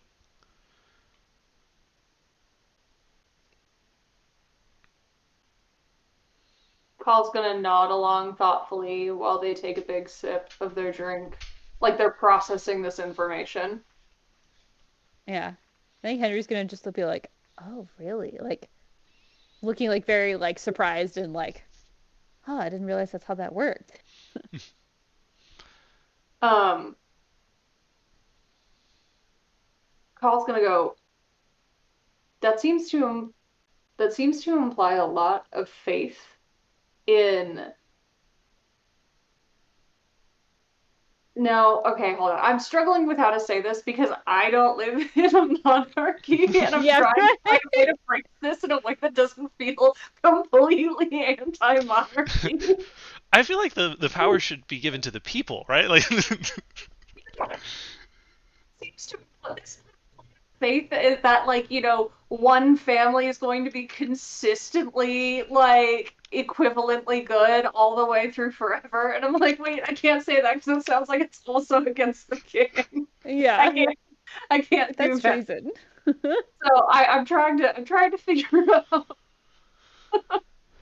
Um, okay.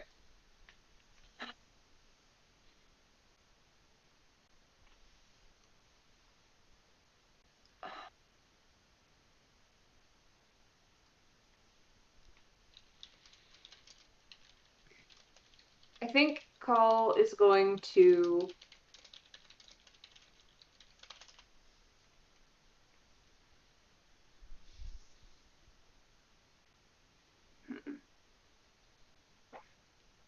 sorry, I'm trying to figure out how big a risk to take.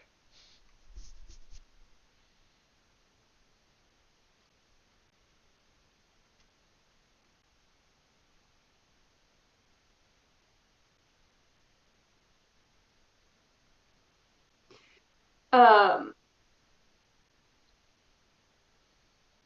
Call's gonna nod and say,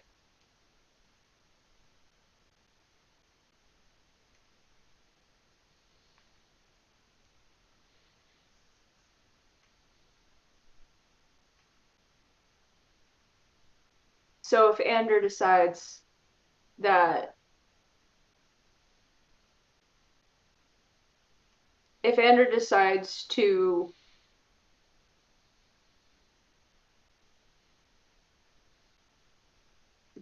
demonize a chunk of the population, the only thing that can stop him is the king. um,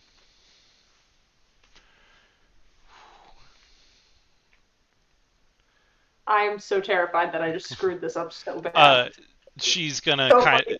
she Shit. her face kind of said, like, she kind of she seems like we are talking in hypotheticals. Mm, Um, good. and Excellent. so like she thinks about it for a second and says, "Well, of course, the count only has as much power as he has loyalty, as is true with any other seated noble.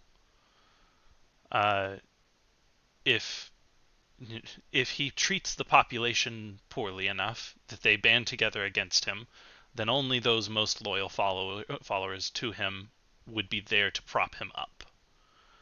Um, Store is a young house. There aren't ancient roots of sworn promises that will bring thousands to his banner. Uh,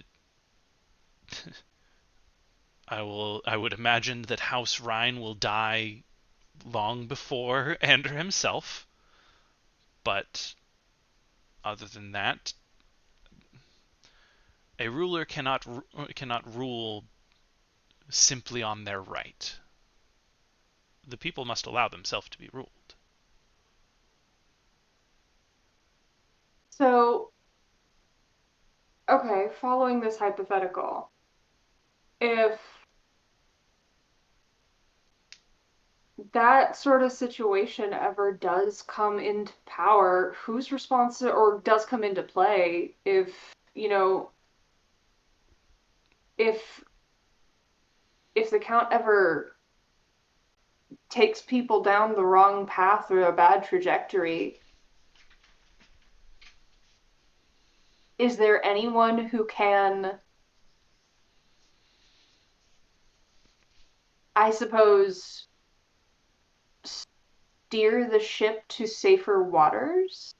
Sorry, I'm bringing back that ship metaphor, but Um, is she chuckles along with that and said, "There's no one with that authority now. Um, the person would have to take that authority."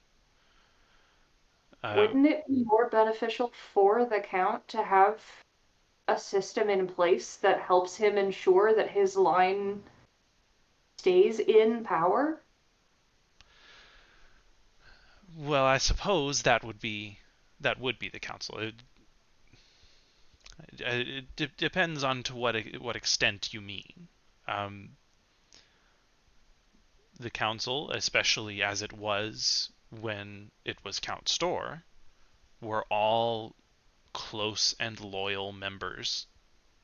Well, maybe not all. Count Store made it clear that his path was the best forward. Making that, what I mean by making that clear is not only did he say it was the best, he also showed. Hmm. Um, Mm-hmm. through many avenues. He brought trade to the region.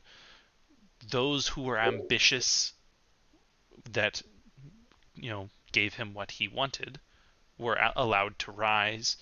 Those who were wise and came to him in aid also gained power. He rewarded those that helped. He had a stern hand with those that hurt.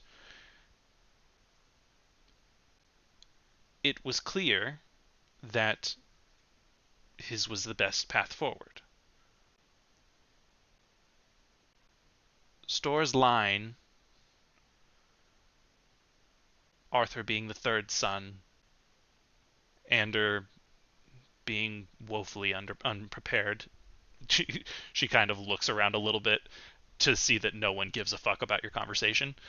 Um, um, actually, can you give me um, the two of you can give me insight, because I don't think this is matter. This is the matter of, are people looking at you? This is the matter of, are people paying attention to you? 16. 8.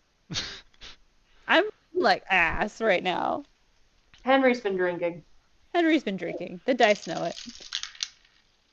Okay. Yeah, no one, as she looks around, the two of you as well, no one's paying attention. Y'all are talking shit over a couple of beers. You're not, We're not planning a coup. you're not bringing down the power structure of the city. Y'all are talking. Um, but so she resumes with Ander and his father weren't. Ander's father wasn't meant to rule, and and I would argue that as a extension, neither was Ander. Ander's uncles were both far more like his grandfather. But Oliver. but when the heir and the spare die, the third son rules.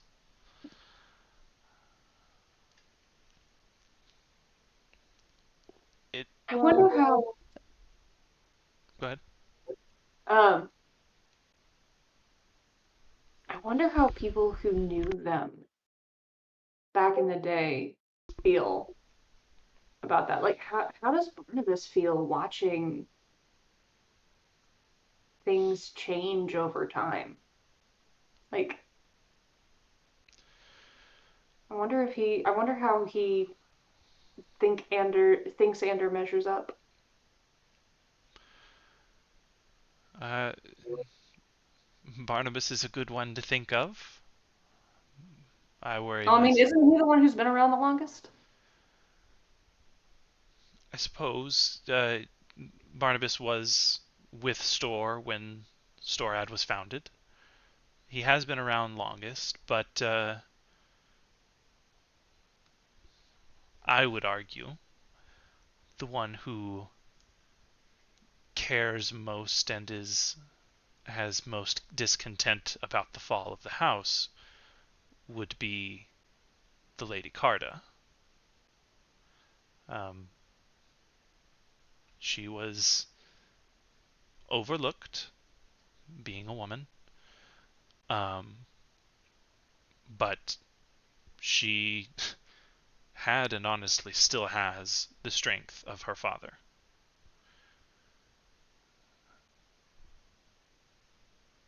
How does she? Oh, that's a good question. I wonder how she feels being reduced to just an advisory role. Especially one that James, has no actual power. Yeah, I'm surprised she doesn't just have command from the way that she she presents commands every room herself. she walks into. She terrifies me. I'm normally when I'm wearing my plate armor, I'm sure you could hear it clinking together when she comes in the room.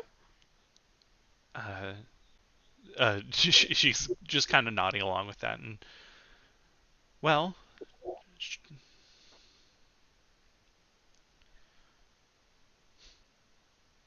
as much as she fought it, she knew her lot. Uh, and while she was, as I said, as strong as her father, she also was raised to know what was to be done.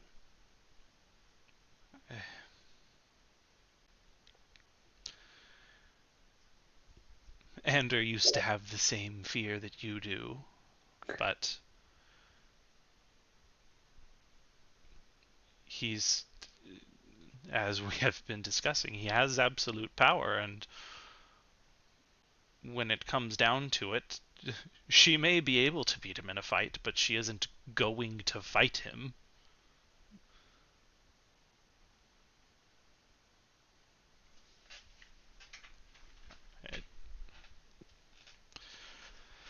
Um, sorry, were you saying something bad? No, go ahead. Call's going to kind of finish off their drink and mutter, "I would pay to see Lady Carta fight someone." I was gonna say that To Asher fight was someone? thinking the same thing.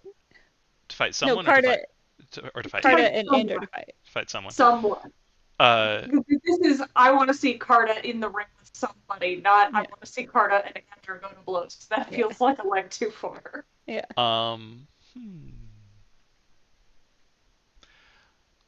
Give me a persuasion check real quick.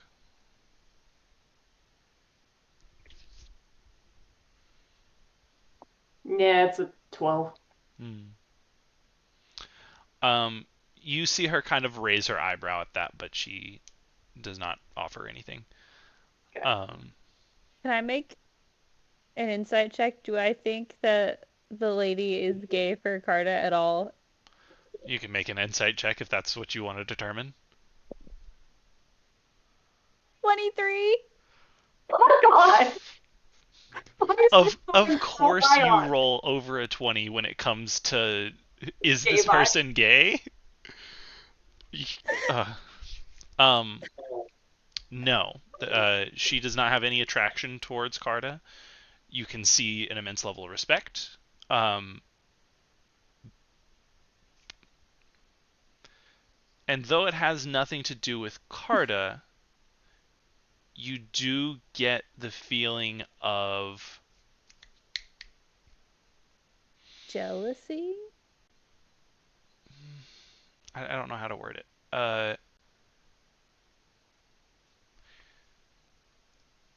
There uh there is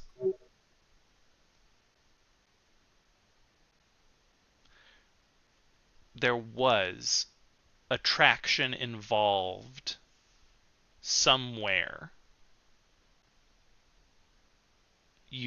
Not Carta. You could tell it's not Carta. Carta's twice her age. Um, not doesn't stop it, but that is the case. Have you met a lesbian, Ben? Yeah. Um. Anyway, the she has respect for Carta. She's a little scared of Carta. She doesn't seem to swing that way. There's something about there's some Attraction to Andrew? resentment. There's some resentment toward some physical attraction somewhere. Andrew. You can think that.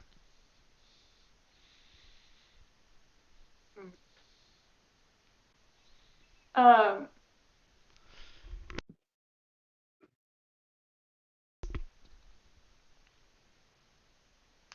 um,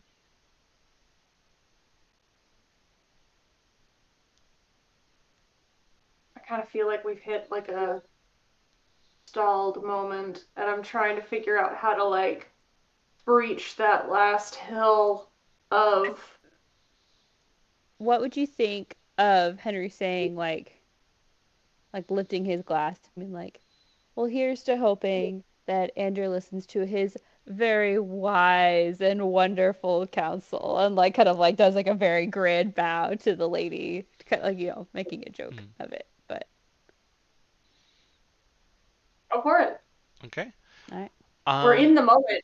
We're We're in the moment. gonna we're gonna make Into this that. we're gonna make this a roll. Um, sorry. Because I feel like that is, at face value, like we're going with the system. We're not trying to buck the system at all, but also hopefully it's like planting the seed of like, if when the coup happens, she is like mentally already thinking about it and like prepared to like be like, yeah, he doesn't listen to us anyway. All right. Give me a persuasion check to see if it lands the way you want. 17. Okay. She returns your mock bow and and raises her cup. And, Yeah, I think Henry's like, table, like, oh boy, like, what's the table? Yeah, call finished their drink. so once you all have drinks in hand again, she raises a toast, kind of in cooperation, and says,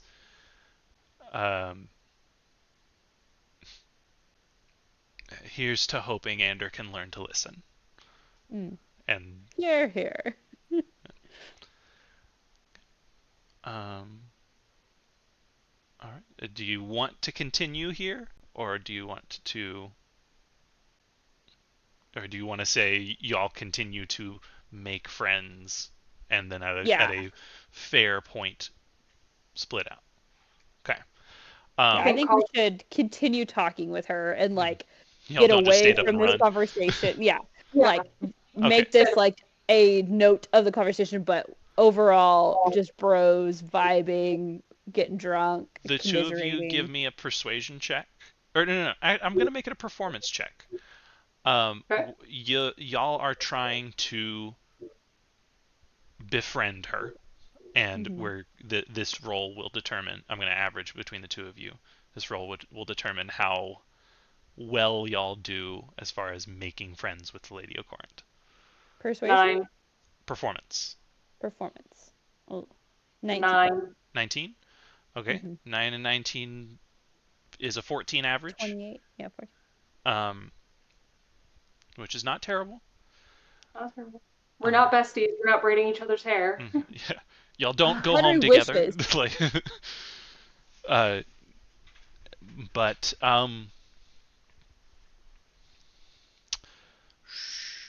I'm gonna say that y'all do leave before her because she stays late. Um, and the bartender kind of catches y'all on the way out and says, "It's been a long time since I've heard her laugh like that without being far drunker than she is now." Uh, and he just kind of gives y'all a nod and then lets you on your way. Henry gives a bow and gives a very good tip. Nice. That being said, I'm assuming that y'all were buying. She was as well, but I'm assuming y'all were buying rounds and such. Yeah, Yes. definitely. So I'm gonna say each of you pays 3 gold. I'm gonna do that in just a sec. I want to say something, and I have to run to the restroom real bad. But as once we're a safe distance away, Carl wants to communicate to Henry um, that they want at this point they want Barnabas to kind of chit chat a little bit with her, not trying to force Barnabas to convince someone to do the coup because we know Barnabas isn't going to want to do that, but even just kind of confide that he also has slight concerns because the groundwork has absolutely been set and she Yeah. might be more amenable to feeling empowered if someone else in the council shares her feelings. Especially somebody with seniority. Yeah. Exactly. So Call's hoping we can potentially convince Barnabas to even just chat with her and be like, yeah, man, I'm a little nervous too. Yeah. So that being said, I've got to go to the All bathroom. right, yeah, quick timeout, pee break, I because I need some also gotta water. go. Yeah.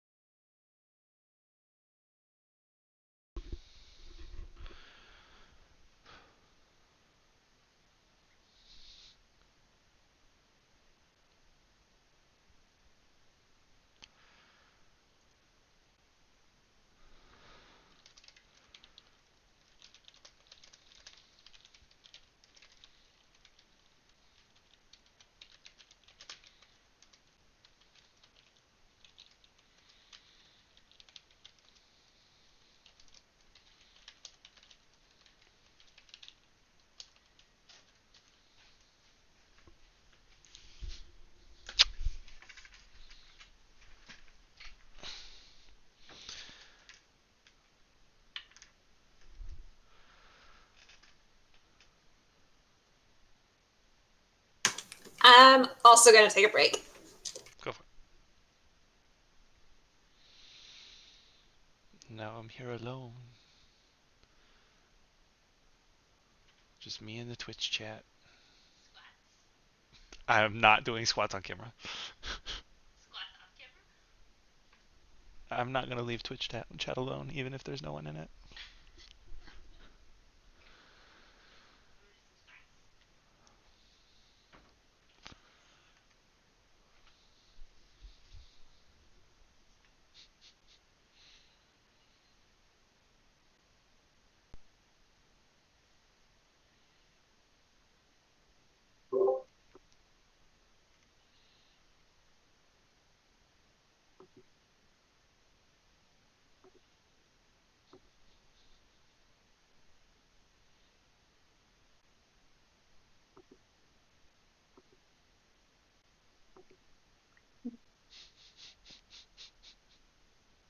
That conversation required so much brain space that I kept having to put my knitting down because I'm like literally the same stitch over and over again is too much concentration away.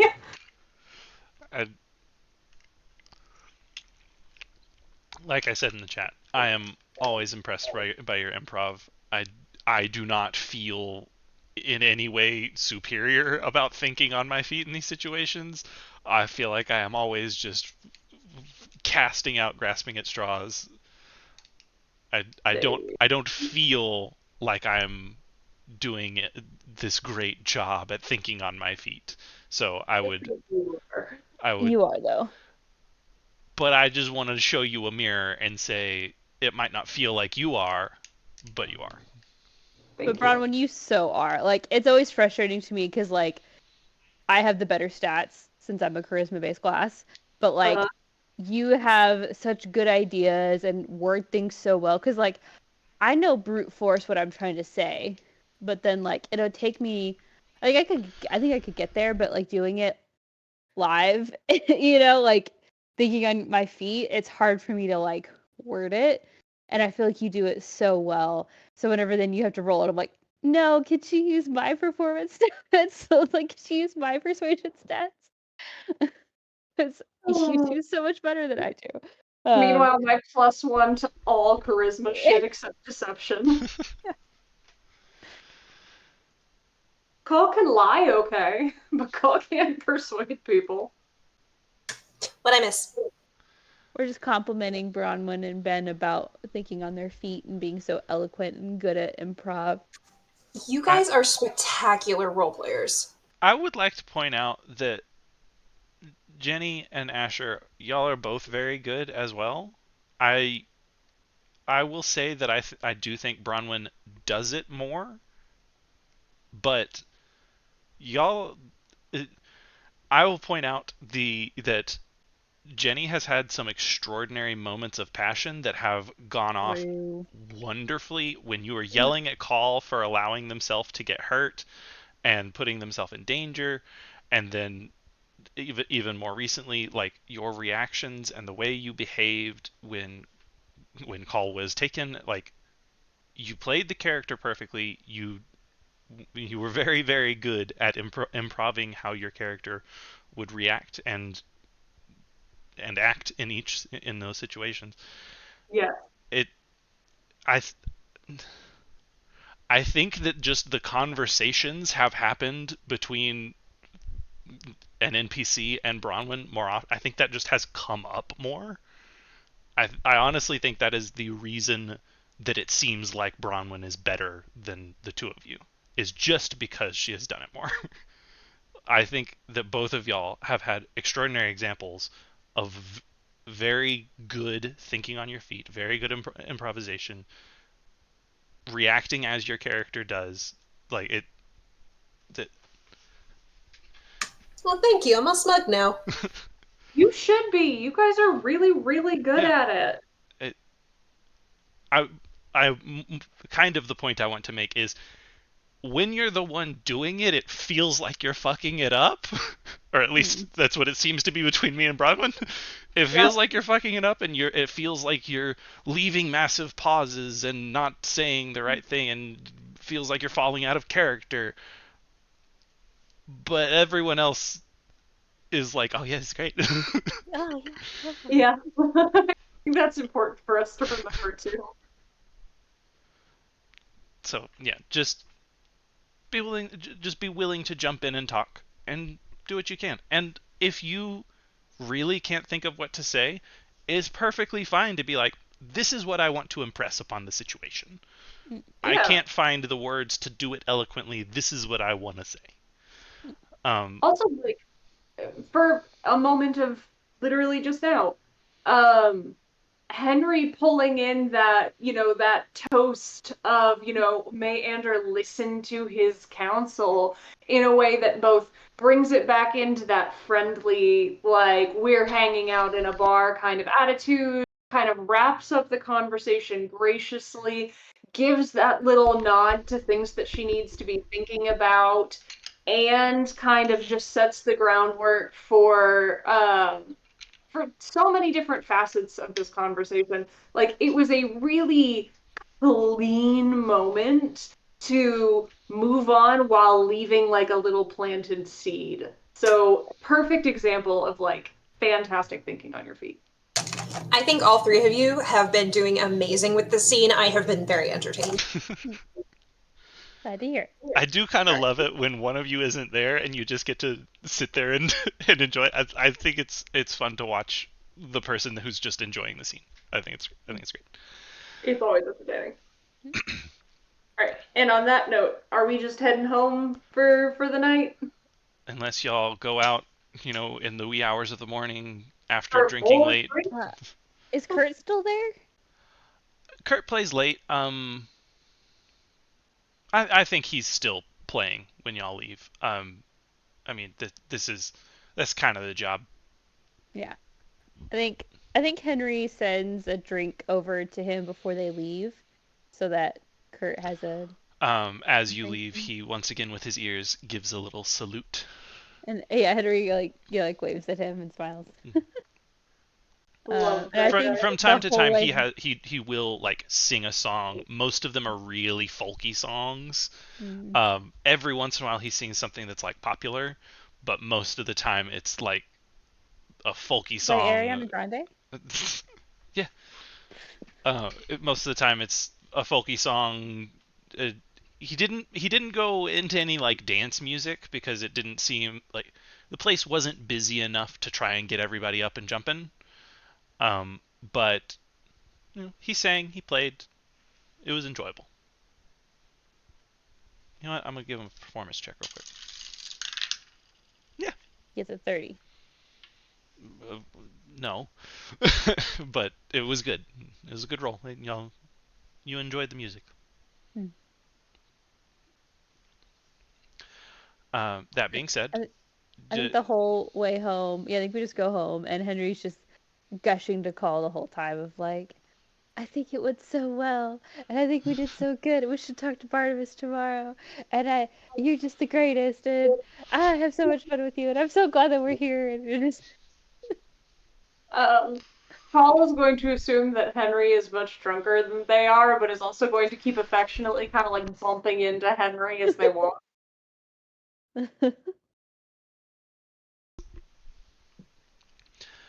Should we make a um, perception check so we're walking through the with city? disadvantage because y'all are both a little drunk. I feel like Okay. I should get advantage because You might be a Dwarven happy resilience. drunk, but it doesn't help you see at night. You at least have dark vision. Does call yeah, you all have dark vision. Never mind. Damn it. So bad that I have disadvantage. 18. 7. Um, you make it home. Uh, Thanks to call, you make it home. Uh, Because Call's got that map in their head. Yeah, that's the only reason. I'm not allowing call to use that map at the moment. But an 18 is good enough to remember what the streets look like to get home. A 7 is good enough to find a soft place in the gutter. Um, but I call wouldn't let you do that. So, um, y'all make it home. The streets are emptier than they are during the day. uh, with an 18, call doesn't uh, call feels like there's not as many eyes watching, and you kind of just assume that it's the middle of the fucking night and there wouldn't Yeah. be that many people out watching. Yep. um, and y'all make it home without incident. You aren't mugged. Excellent. And I think when they like say goodbye, say goodnight, Henry like walks off as if he's gonna go to the barracks, but he's actually gonna go to one of the gardens that the druids tend.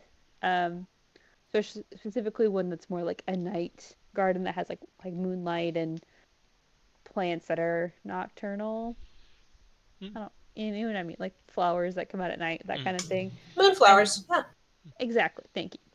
And 2 moons. There's Yeah, 2 moons right I now. will point out that there are some. I'm just going to expand on where you're headed. So you're going to a night garden, as in like a garden which is most beautiful at night. Yes, Uh, exactly.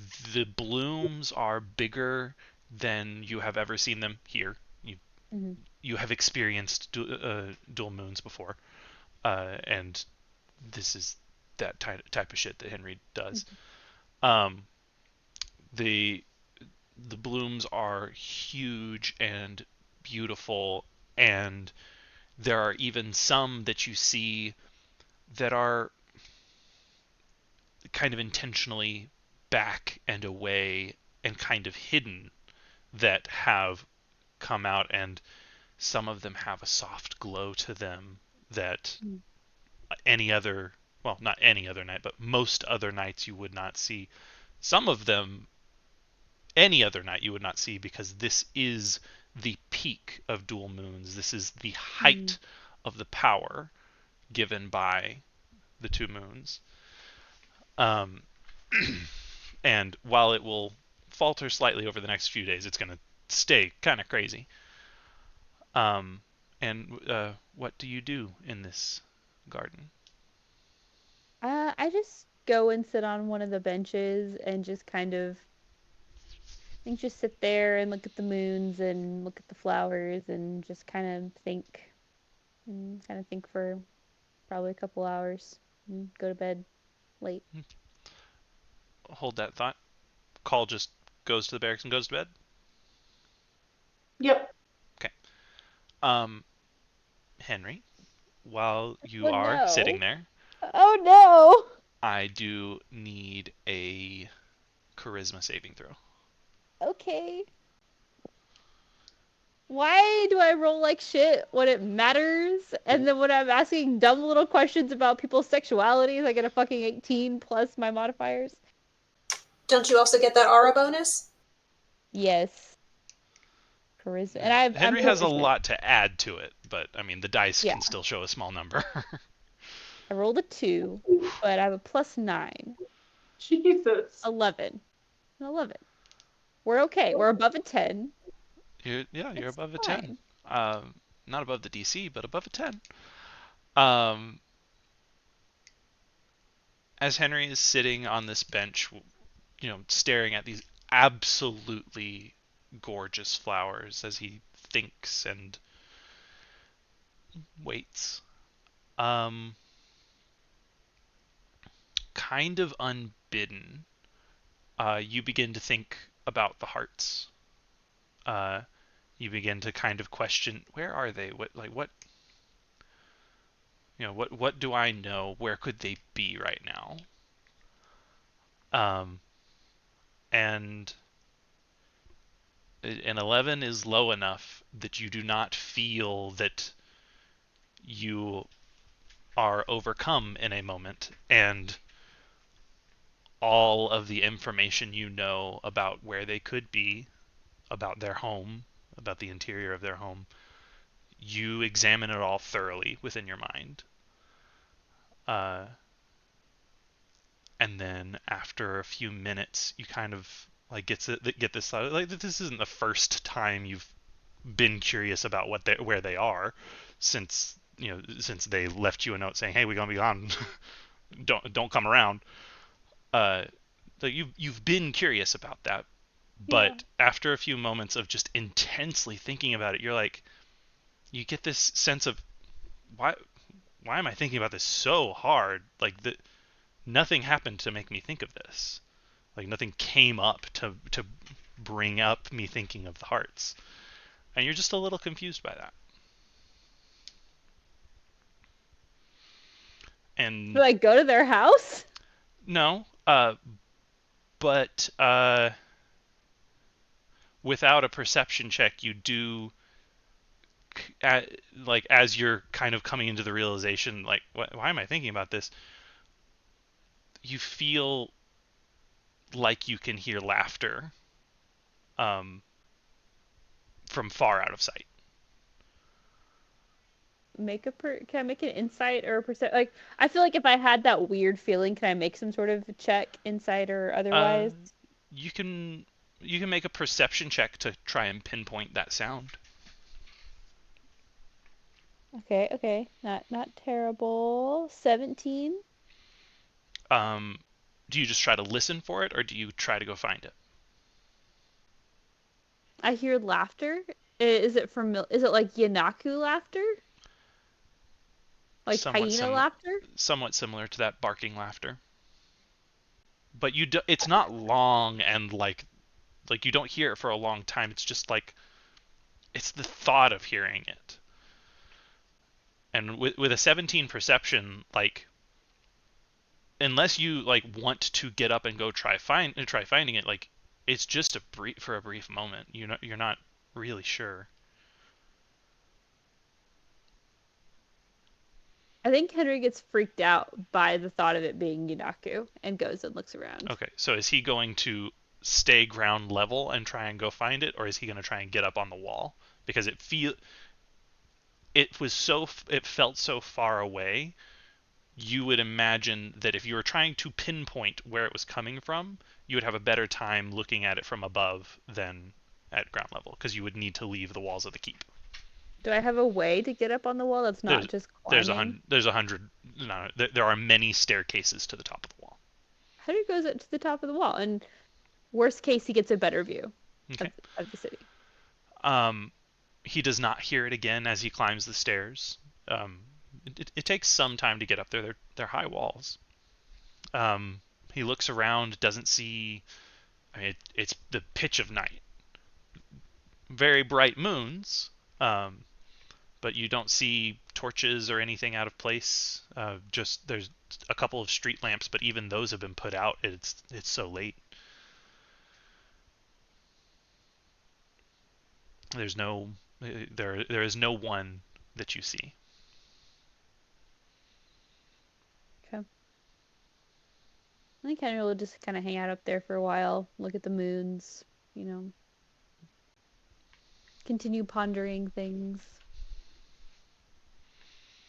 And then, if nothing else crazy happens, he goes to bed. No, the crazy thing happened. No, nothing else tonight. Okay. All right, we are approaching 11:30. We could continue if we want, or sleep is also good for people.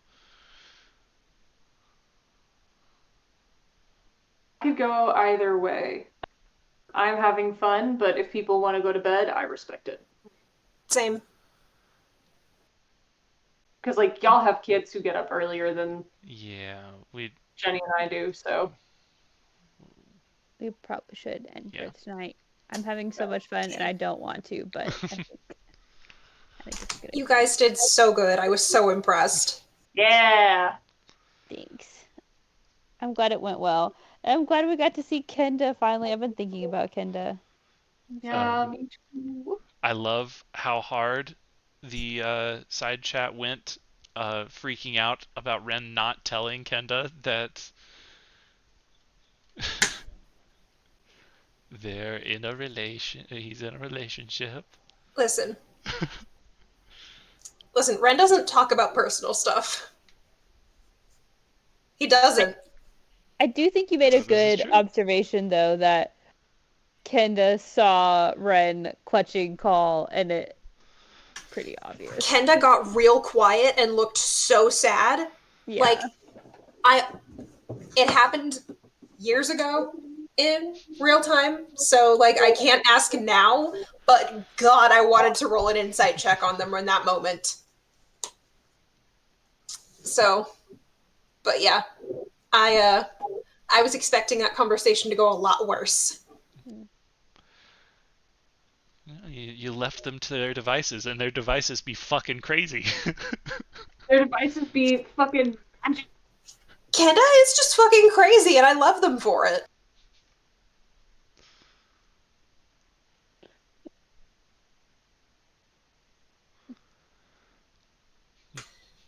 Well, All right, well, love you guys. Uh, This was great. This was Goodbye awesome. to the stream.